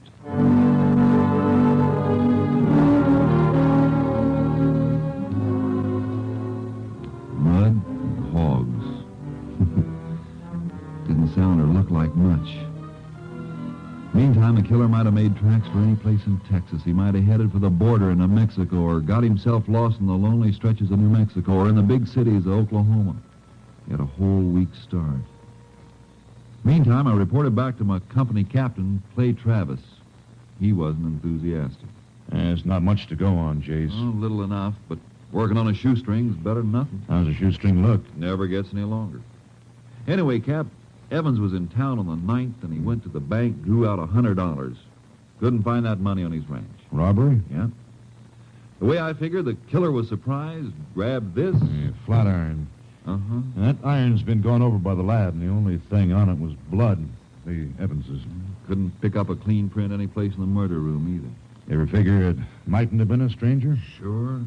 But I'm laying my money on that piece of mud. Oh, say a report on it came from the Austin lab. You want to look at it? Sure do. Okay. There it is. Hey, you were right about Wheeler County. Mm-hmm.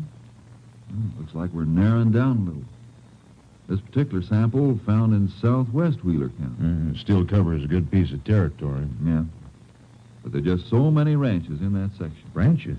Oh, you figure your man might have worked on one, then? Could be. The way I look at it, he wandered down into Carson County, into town, might have seen Evans with the money, tailed him to the ranch. Without being seen by anyone? That's my point, Cap. This time of year, there's a lot of folks passing through, looking for work. Ever pay much attention to one of them? Yeah, lots of times. Well, you're paid to do it. Other folks aren't.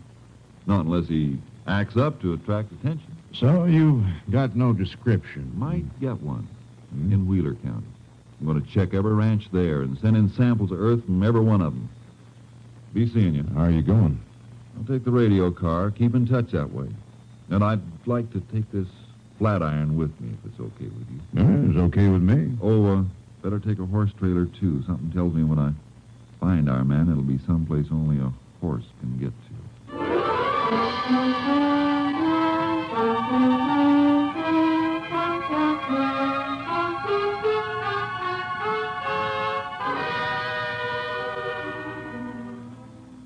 Somewhere I once read that a man had found a needle in a haystack. Did it on a bet. Well, there was only one haystack. Southwest Wheeler County was one ranch after another, and every dead end I ran into gave the killer another break, a longer lead, a better chance to get away. And the man who found the needle knew what a needle looked like. We had no description. A needle stayed in one place. Our man could move around. I asked a lot of questions, all the same every place I hit. Then on a ranch near Ramsell, I got the first real lead. Come on, have some coffee. We can talk. Don't go to any trouble. Trouble for a ranger? You boys got any idea what you look like when you turn up? Good or bad? Son, us folks living out here all alone, that badge you're wearing's like a handshake. How'd you like something to eat? Well, it can't stay long, Mr. Williams. Oh, looking for somebody, huh? A murderer. Can I help any? I don't know. It all depends. Depends on whether you hired any hands the last, month or so. Sure, got some here now. You want to see them? No. Besides, I don't think my man would be here. Huh? But you're looking. You come here. I want to know if any hands left here around the 9th of the month. This month. 9th. Nope, didn't close out nobody on the 9th. The 7th do? Just about right. Closed out Orwell that day. Orwell? You know him? Never laid eyes on him before I took him on a couple of months ago. Why'd he leave? Ornery cuss. Never got along with anybody. Always asking for his pay in advance. Had it spent before it hit his pockets. Now, I want you to think carefully. Give me the best description of him you possibly can give. Every detail, how he talked, acted, looked, everything. You figure he's your man, huh? I don't know, Mr. Williams. Until I get a better lead, I'll trail this one.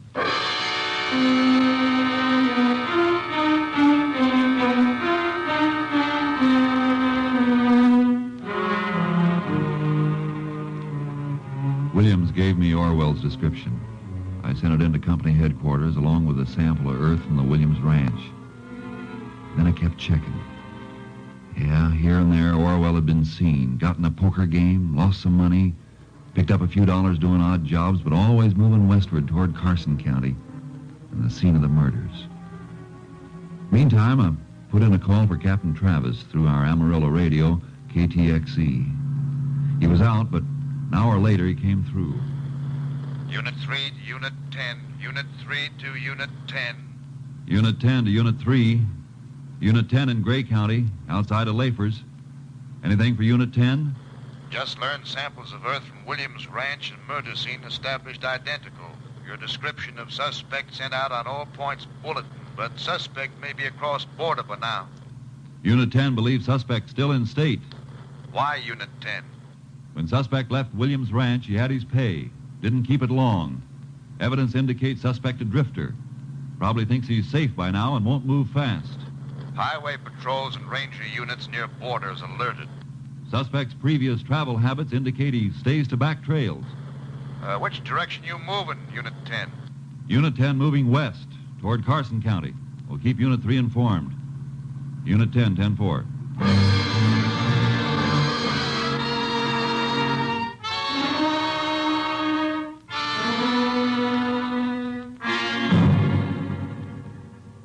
Covered every ranch, every farm, traveling by radio car when I could and on horse when I had to leave the highways. Once or twice I got a dim lead on Orwell, but he was like quicksilver. He kept moving. The more he did, the more I was convinced he was the killer. And then I just got over into Carson County when Captain Travis contacted me by radio. Unit 3 to Unit 10. Unit 3 to Unit 10. Unit 10 to Unit 3. Go ahead, Unit 3. Another lead on Carson County suspect. This one's still smoking. Just came in. Here it is, Unit 10. A man answering suspect's description reported the scene near Pelly Ranch up near Amarillo. We'll investigate. Unit 10, 10-4.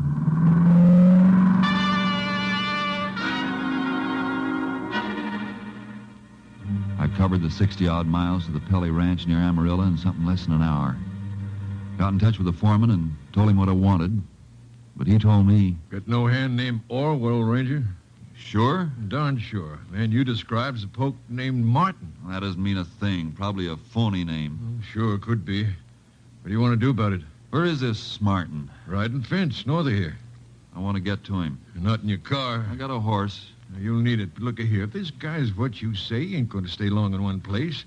Hands got paid off yesterday, and Martin's headed for the north fence early this morning. Where'd he start from? I can show you. Come on. You say this Orwell was riding a sorrel? That's what he left the Williams Ranch on. Well, this Martin's riding a black. Man can change horses as well as his name. Sure. You see him start out this morning? Yep, rode as far as the edge of the corral with me. Tell him when I want it done. That'll help some. Looks like it'll be a trailing job. Yes, guess so. Well, here's where he started from. Big mess of tracks here. I'm telling which one's Martin's horse. But do you ride off alone? Uh-huh, straight north, heading for the fence. Well, thanks a lot. I'll see if I can pick him up.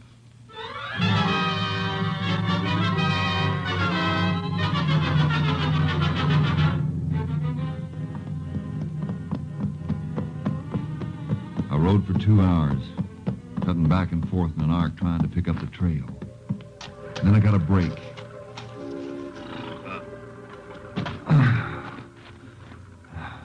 Someone had pulled up at a stream to water his horse, and there were boot tracks in the soft earth around the stream. A cigarette butt that hadn't been smoked too long before. Paper was still fresh.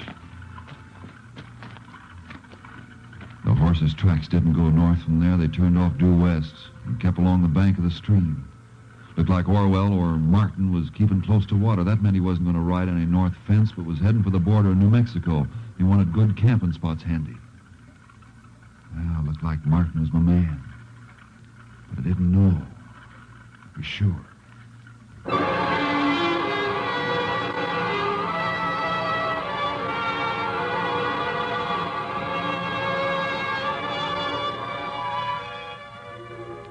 It was late afternoon when I spotted him, riding up ahead, well off the Pelly Ranch. I put my badge away and my guns under my shirt and caught up with him. Who's there? Howdy. Howdy. Yeah, been trying to find you. What for, mister? Boss sent me out. Boss. Sure, back at Pelly's. Looking for me? Yeah, looking for you. Why? What for? Seems like there's a big break in the north fence. Stock's getting through. That all? Well, you're a long way from the north fence, and it seems to me you're riding the wrong way. Seems to me it's none of your business, mister.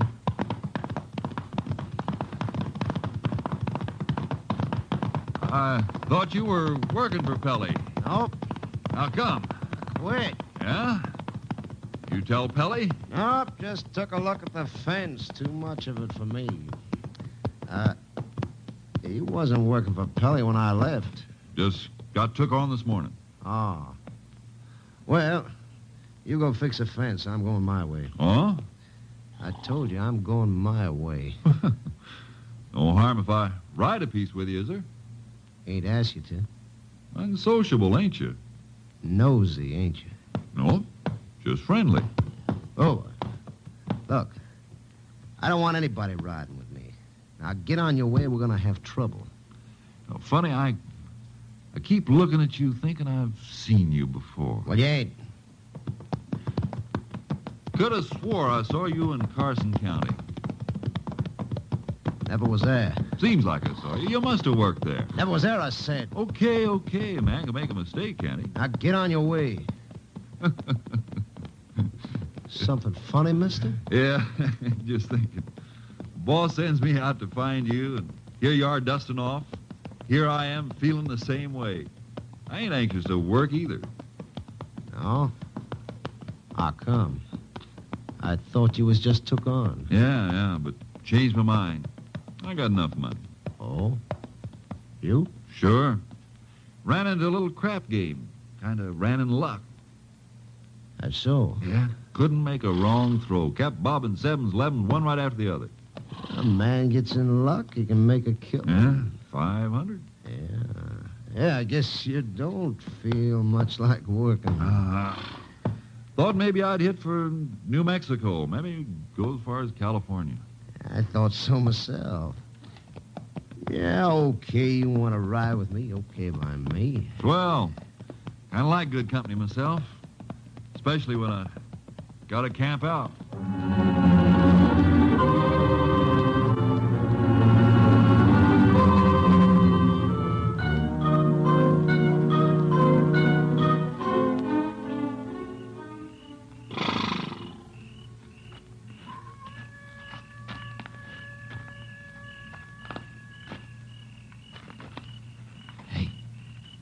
You sleeping?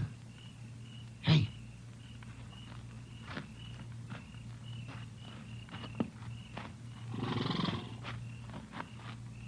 Something you want in my saddlebags, Martin? What? I thought you were asleep. No, don't reach for it, Martin. I'll blow your head off. What are you getting head up about? Man starts to go through my saddlebags while I'm sleeping. Well, there's no need for that gun. I was just looking for cigarettes. Yeah? Sure, that's all. What else? You tell me. Oh, suspicious like, ain't you? Call it careful. Sure. Hey, got a cigarette? Some packs in my saddlebags. Don't mind me nosing around them now, huh? Now while I'm looking. Okay. Cigarettes wrapped up in a piece of old blanket. This bag? Other one. This it? Yeah, that's it. Wrapped up in that. What do you got in here? Feels like a ton of iron. Might be. Unroll the blanket. Yeah. Recognize that flat iron, Orwell? Orwell got himself between me and my horse. He slapped it hard, and the horse jumped toward me. I rolled over and away when Orwell fired again. And then he was gone. To wait till morning was to give him a ticket to freedom. I trailed him on foot. And for over an hour, we played cat and mouse in the stillness of the country. Then I came to a little arroyo.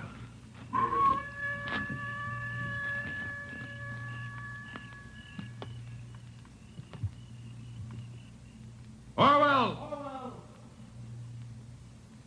You're not going to get away, Orwell! Come out with your hands in the air, Orwell. Hear me? Okay, I'm coming in after you.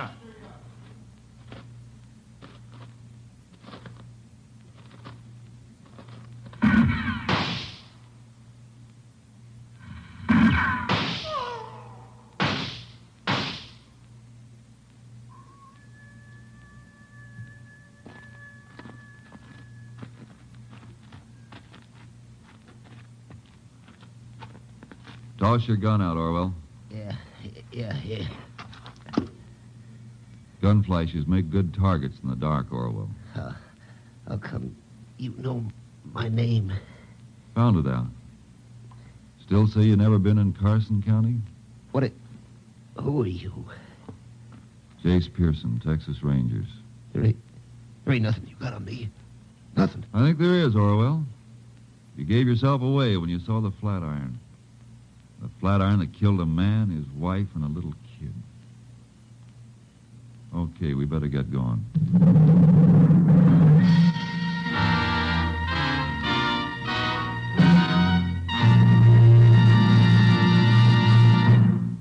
The case was closed when Orwell broke down and confessed. Not long after, he went to the electric chair at Huntsville.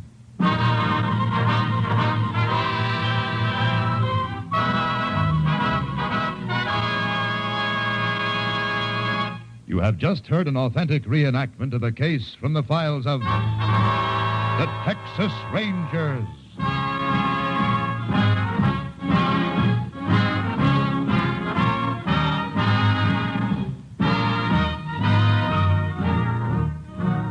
Tonight's script was written by Russell Hughes and produced by Stacy Keach.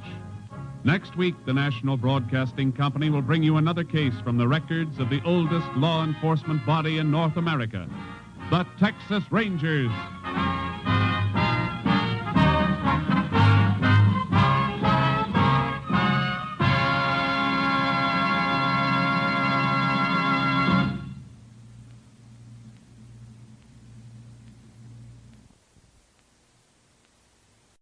Every one of you undoubtedly has a headache or pain remedy that you swear by. But haven't you noticed that on some occasions it fails you? That there are times it does not seem to work? On these occasions, let me suggest that you try Anacin, for here is a remedy that I'm sure won't fail you.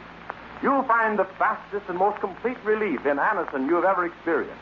The reason is simple. Anacin contains not one pain-soothing agent alone, but 4. One of which is in all probability the remedy you now customarily take to relieve pain. You can get Anacin at your druggist for a few cents. Your money back if you're not pleased. I'll spell the name.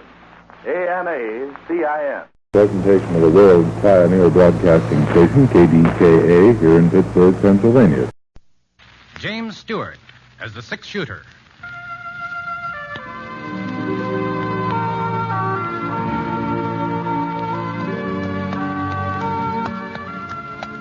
The man in the saddle is angular and long-legged. His skin is sun-dyed brown. The gun in his holster is gray steel and rainbow mother-of-pearl. The handle unmarked. But the gun has killed and the man has killed. People call them both the 6-shooter.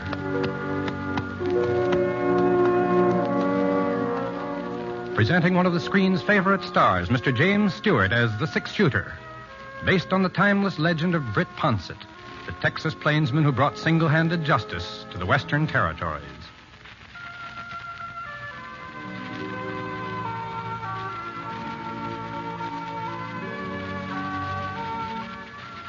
I had figured on going through Clay City. It was an hour out of my way, and I was already a day late to the Jefferson Ranch where I'd signed on for the roundup. But when Scar started limping from a loose shoe, didn't have no choice. We had to head for the nearest blacksmith shop, so we turned north.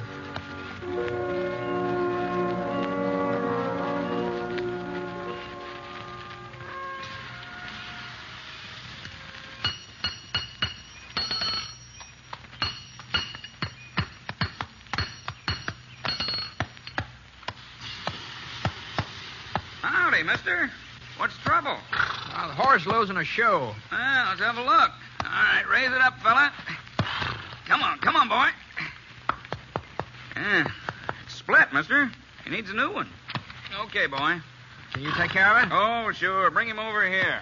Hey, what happened to Red, fellow used to own this shop? Went to Nevada chasing silver. I bought him out. Oh, yeah, you don't look very much like a blacksmith, huh? Oh, I'm stronger than I look. Heavier, too. What do you think I weigh, mister? Oh, I don't know. Go on, take a guess. 120? 30? Well, no more than that. You a betting man, mister? Well, sometimes. Well, I say I weigh over 130. If I don't, you get the new shoe for nothing. If I do, you pay me double. What do you say? You got a set of scale? Don't need no scales. What do you say, mister? Is it a bet? Well, don't seem to be no way of proving it. All you got to do is lift me up. You look like a man who can judge weight. What do you say? Okay, all right, it's a bet. All right, mister, just heist me. If you don't think I weigh more than 130, the shoe is free. All right, I never tried to judge a man's weight before, but all right. There we go. Well? Oh, I'll be dogged. I'm packed solid, mister. Real solid. You're packed tighter than a steer. You must weigh 150 pounds. Yeah, you see? What did I tell you? 158. The horseshoe's going to cost you money, mister, but you ain't the only one. Ever since I bought the shop, there ain't been a stranger come through Clay City but what he paid double for his first horseshoe. You ain't sore, mister? No, that was a fair bet. Sure it was. I told you I was heavier than I look. That's what folks call me, Heavy Norden. My real name's George, but everybody calls me Heavy. What's your name, mister? Ponsett. Britt Ponsett. Fella they call the six-shooter? Well, doggone it. I've heard about you, mister. I've sure heard about you. Oh, would have recognized you if I'd have noticed your gun. Sure is fancy, ain't it? Hey, do you mind showing it to me? No. Here, catch. Real fancy. Just like Sheriff Schofield said. He says he's seen you fire 6 shots with it while Whitey Jackson was getting off his first bullet. That time down at Eagle. Well, the sheriff kind of likes to build up a story. Oh, he swears it's the truth. Here's your gun, Mr. Ponsett. Thanks. Sure. You was mighty quick in getting into Clay City. How'd you hear about it so fast? Well, to hear about what? The holdup at the Fargo station last night. Ain't that why you come? Nope. No. I was headed past town. I turned off because Scar got that loose shoe. Well, now, ain't that a coincidence? Fellow holds up the Fargo office, kills one man, maybe 2, gets away with $5,000, and 12 hours later, you ride into town. Well, they got any idea who did it? Nope, not a single solitary one, from what I hear. Like I say, the deputy agent was dead when they found him. Other fella, Fred Wilmer, a friend of his, got shot up pretty bad. Ain't done no talking yet. Doc says maybe he never will. Did Sheriff Schofield take out a posse? Nope, ain't nobody to go. Most of the men signed up for the Jefferson Roundup. Left town day before yesterday. Here, the Jefferson Ranch is paying good money this year. Yeah. You seen the sheriff this morning? No, not lately. Might be over to his office. I think I'll walk down that way while you're fixing up Scar. Sure, Mr. Ponsett. That's a darn good idea. Sheriff Schofield will be real glad to see you.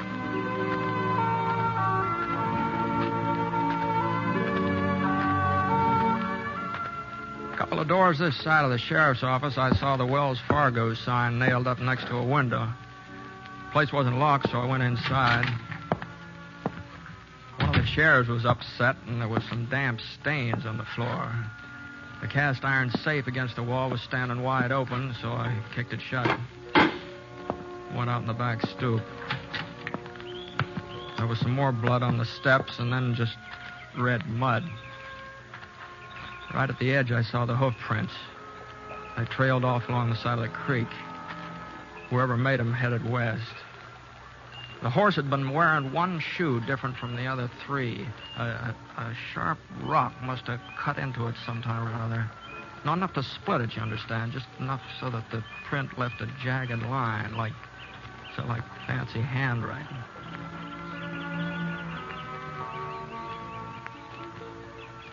Find something, Britt? Oh, hello, Sheriff. I was heading your way. Yeah, I just saw Heavy. He told me you was in town. Did you find something? I don't know. You see these hoof prints? Yeah. Uh-huh. Don't mean nothing. Trail gives out a mile or so down the creek at Fork. Uh-huh. Has Clay City had any other trouble lately yet? No, not a bit. I guess any town's got to expect to hold up once in a while, though. No, I heard it was a little more than that. Yeah, that's right. Fred Wilmer able to talk yet? Afraid not. Doc said he'd let me know first thing he'd come around. Took him out to his ranch. You been out there to see him since last night? Wasn't no reason. Well, it might be a good idea to be there, just in case. Thought maybe I ought to stick in town. Oh, I don't think anything more is going to happen here, Ed. I'll get Scar and I'll meet you out at Fred's place. Huh? I can handle this alone, Britt. Oh, sure. I'll just offer to keep you company, Ed. I'll meet you there.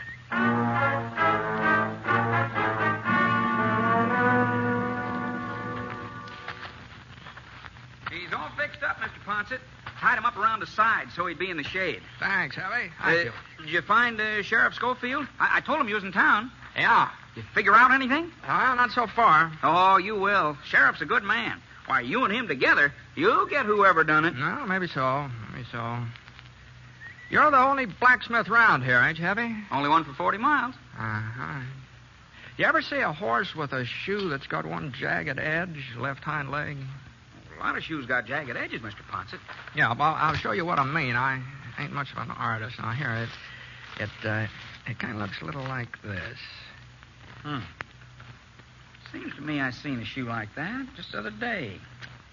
Oh, sure, I remember. Told him he ought to get a new one for it. Ben Schofield, that's who it was, just the other day. Ben? The sheriff's kid. You know him, don't you, Mr. Ponset? Oh, sure. I ain't seen Ben in a couple of years, though. Oh, you wouldn't recognize him if you did. He just sort of growed up overnight. Yeah. Yeah, I guess he has.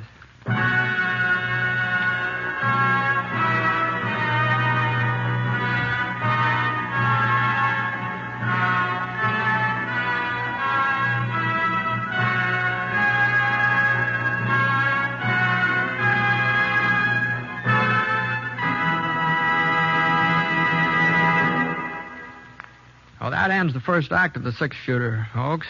Hope you're enjoying the show. Before we get on with it, I'd like to tell you a little bit about how I happen to be doing this program. I've been lucky enough to do quite a bit of radio acting before, but I've never had a program of my own. The right thing just didn't seem to come along, at least not until the six-shooter. You see, I've made several stories of this kind for pictures. That is, honest, legitimate stories of the West, and I hope that this series can offer the same type of enjoyment with the same integrity. We think it's the sort of program the whole family will enjoy, and we think that the character of Britt Ponset typifies some of the greatness that built America. We'd be pleased if you agreed with us. And now, Act 2 of The Six-Shooter, starring Jimmy Stewart.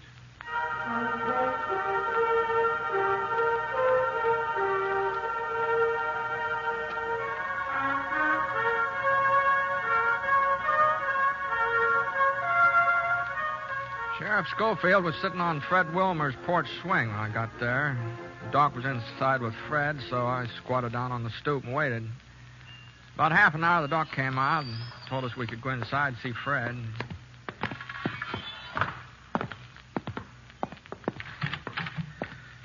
Fred was lying on a cot, breathing hard, and the white cloth across his chest was stained pink, and his voice sounded like it was full of air. We was just sitting in the express office talking. Sam and me didn't hear the back door open. Must have left it unlocked. Turned around and there he was, holding his gun on us. Did you get a look at him, Fred? Handkerchief over his face, Sheriff. I couldn't see nothing. Just the gun. They told Sam to open the safe. There wasn't nothing else he could do. Sure. He took the money, walked over to the door. Yeah? Looked at us for a minute, and then shot. Didn't have no reason. He hit Sam in the face and hit me in the chest. He didn't have no reason. Take it easy, Fred. Take it easy now. Just like he enjoyed shooting at us. That's how it was, like he enjoyed it. Maybe he was scared. Oh, he wasn't scared, Sheriff. He didn't have no reason. Thought he killed us both. Then he started down the steps. I got my hand on the shotgun and let him have it. You hit him? I don't know. Maybe he gave a yell and rode off. Uh-huh. What kind of a fellow was he? Was young, old? I couldn't see his face. Young fella, I'd say, though. How young? 17, 18, full grown. Was he tall, short? Medium. About the size of your kid, Ed. About that size. That enough for you, Ed? Yeah, that's enough. You think you'll get him, Brett? Sure, Fred. Sure. Come on, Ed. Didn't have no reason to shoot, no reason.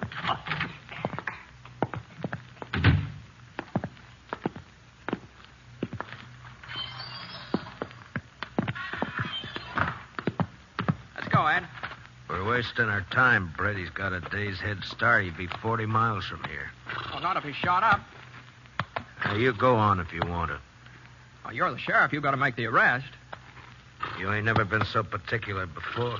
Well, maybe not, but this time in particular. You coming? We don't even know where to start. Oh, I thought along the creek. That's as good a place as any other. It's a waste of time, Britt. Oh, we got time to waste. Come on, let's go.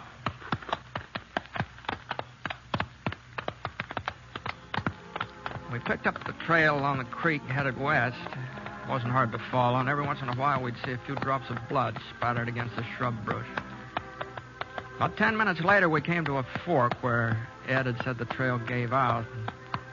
Scar stuck his nose down into the water, and I looked around. The trail didn't give out. It turned south. I nodded in that direction. Ed didn't say a thing. Just followed. At about 5 o'clock, we stopped to eat. El built a fire, and I opened up a couple of cans of beans I had in my roll.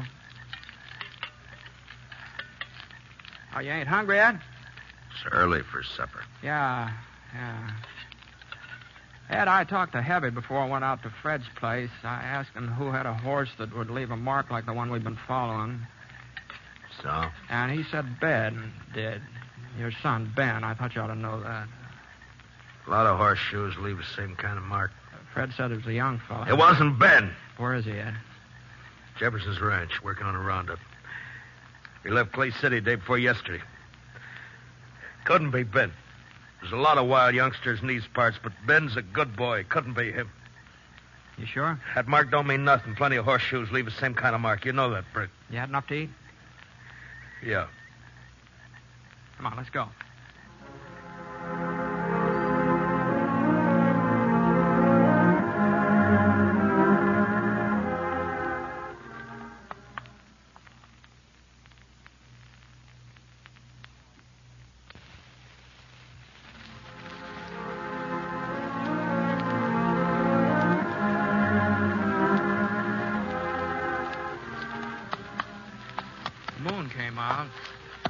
Yellow.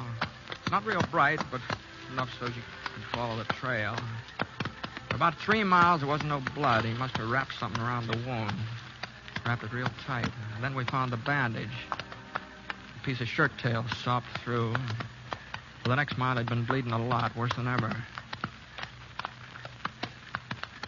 He was hit pretty bad. Looks like it. He couldn't have gone much further because... Hold it, Scar. Ed? Yeah. Hold on. Over there in the gully, that cabin. Yeah. Whose is it? Used to belong to Jake Levant. Died a couple of years ago. Ain't nobody living there now. There's somebody living there. Huh? Out in back. There's a pony. Better go ahead on foot.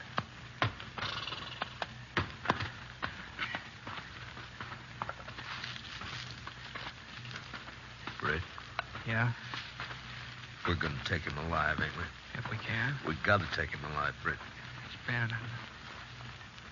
I don't know, Britt. Not for sure. It could be Ben? It could be. Where have you been the last couple of days? I don't know that neither. Had an argument with him 2 nights ago. He needed some money. He'd been playing poker and lost a lot. Well, 5,000's a lot. I wouldn't give him none. He got mad, said he'd get it himself. And I hit him hard across the face. I hit him twice. He started to hit me back. Then he walked out of the house. I ain't seen him since. I wish he had hit me back. Now, we got to get across that clearing, Ed. Over to that clump of trees. He may see us. Yeah, we'll have to take that chance. You ready? Yeah.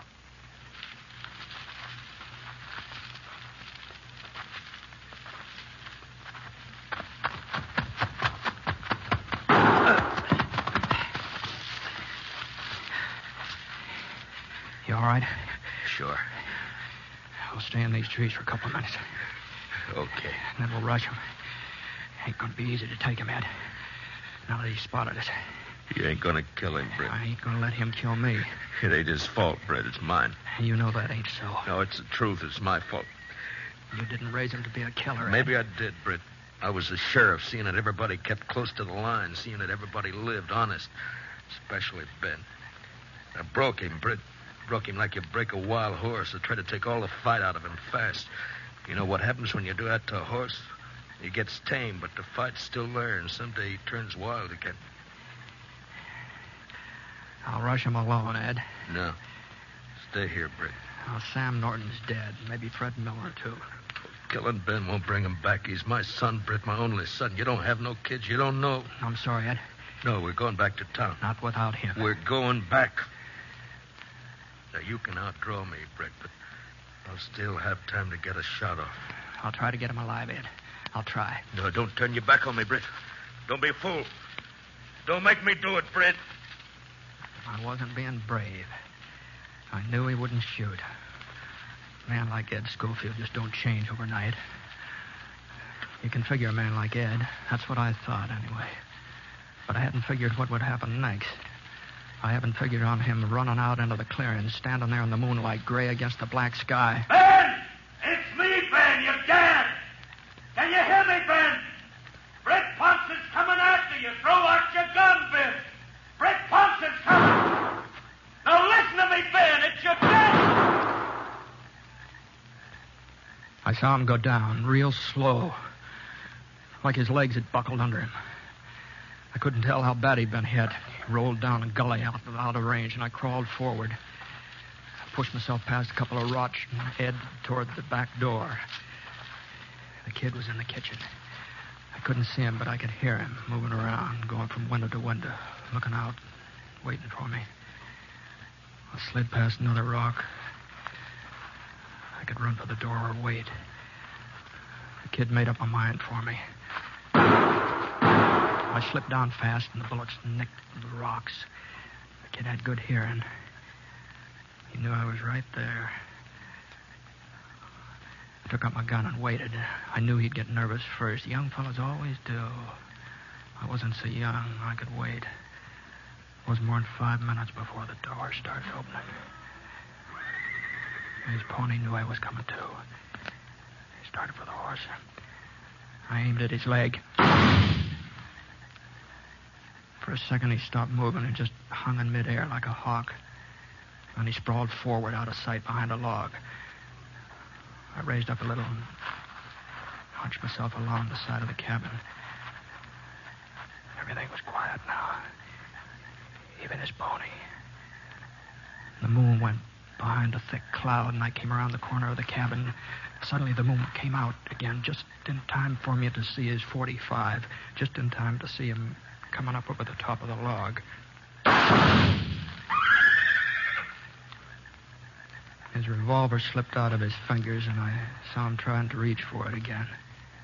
He couldn't make it. I stood up and walked over to the log. The kid was lying face down, gasping for breath, little short gasps. He pulled himself up onto the flat of his hands, and then he passed out. I turned him over with my foot, and I looked at his face.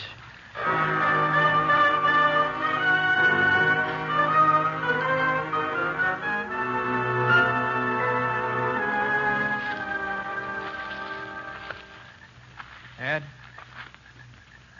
Ed? Over here. Where'd he get you? In the shoulder.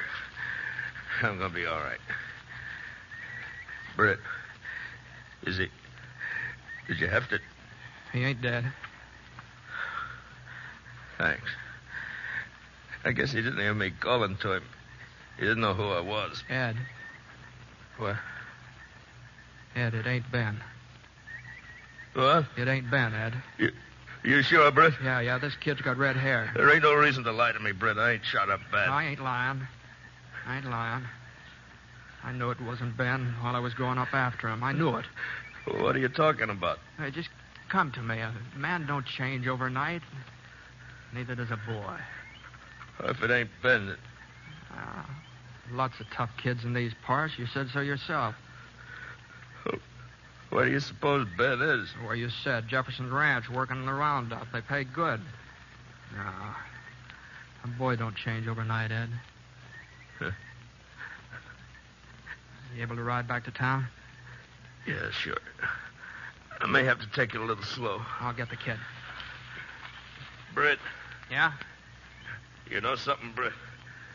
I couldn't believe it was Ben neither. Not when he shot me. I just couldn't believe it. You know that, Britt? I know it, Ed. I know it.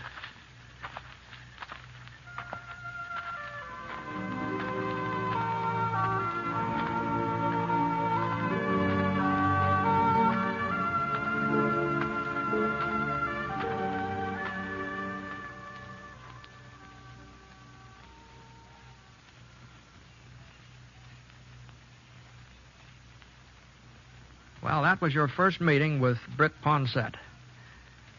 I hope you'd like to meet him again every week. And I also hope you'll try our product. It's something I use myself, and it's never let me down. I don't think it'd let you down either. Maybe I'm not much of a salesman, but this product I don't think needs a lot of selling. As far as I'm concerned, it sells itself. So, I'd appreciate it if you'd buy it this week and give it a try. Let me know how you like it. So long, folks. We'll be seeing you.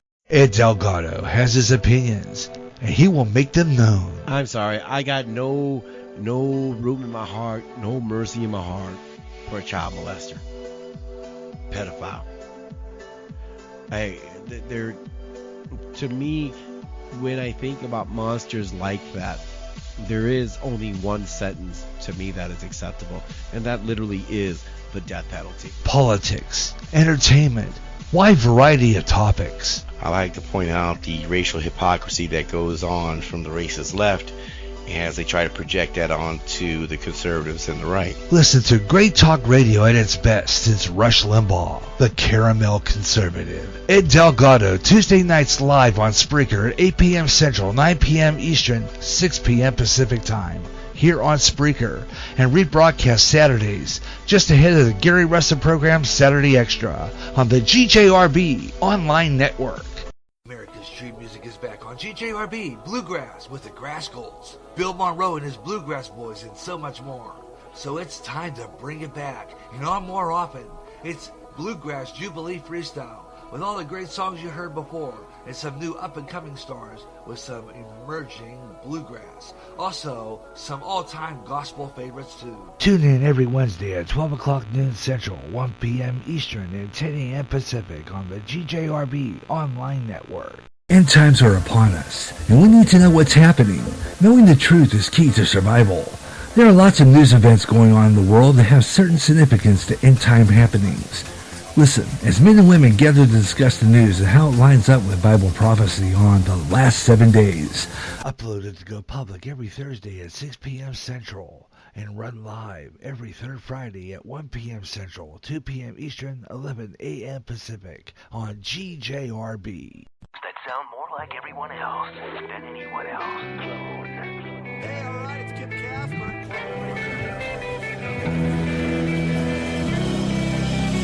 Spreaker is the website which turns anyone into a radio DJ. Log on to Spreaker.com for listening to thousands of radio channels and start creating your own radio today.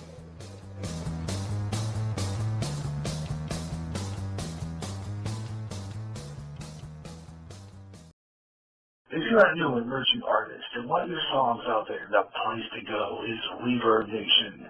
Reverb Nation, a website purely devoted to new music from new artists from every town and every state in the U.S. If you're a solo artist and recording your own music, it's Reverb Nation.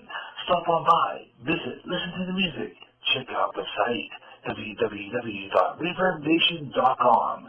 Put your music out there and gain an audience. Go to Reverb Nation for the best in new music. And remember, if you like your songs played on GJRB Online's Up and Coming, drop me an email at GaryJ65@yahoo.com. And I'll be playing your song on all GJRB online shows. Remember the name, Reverb Nation. Music and memories from a great time. Memories 107.1, KMER LPFM, Clinton.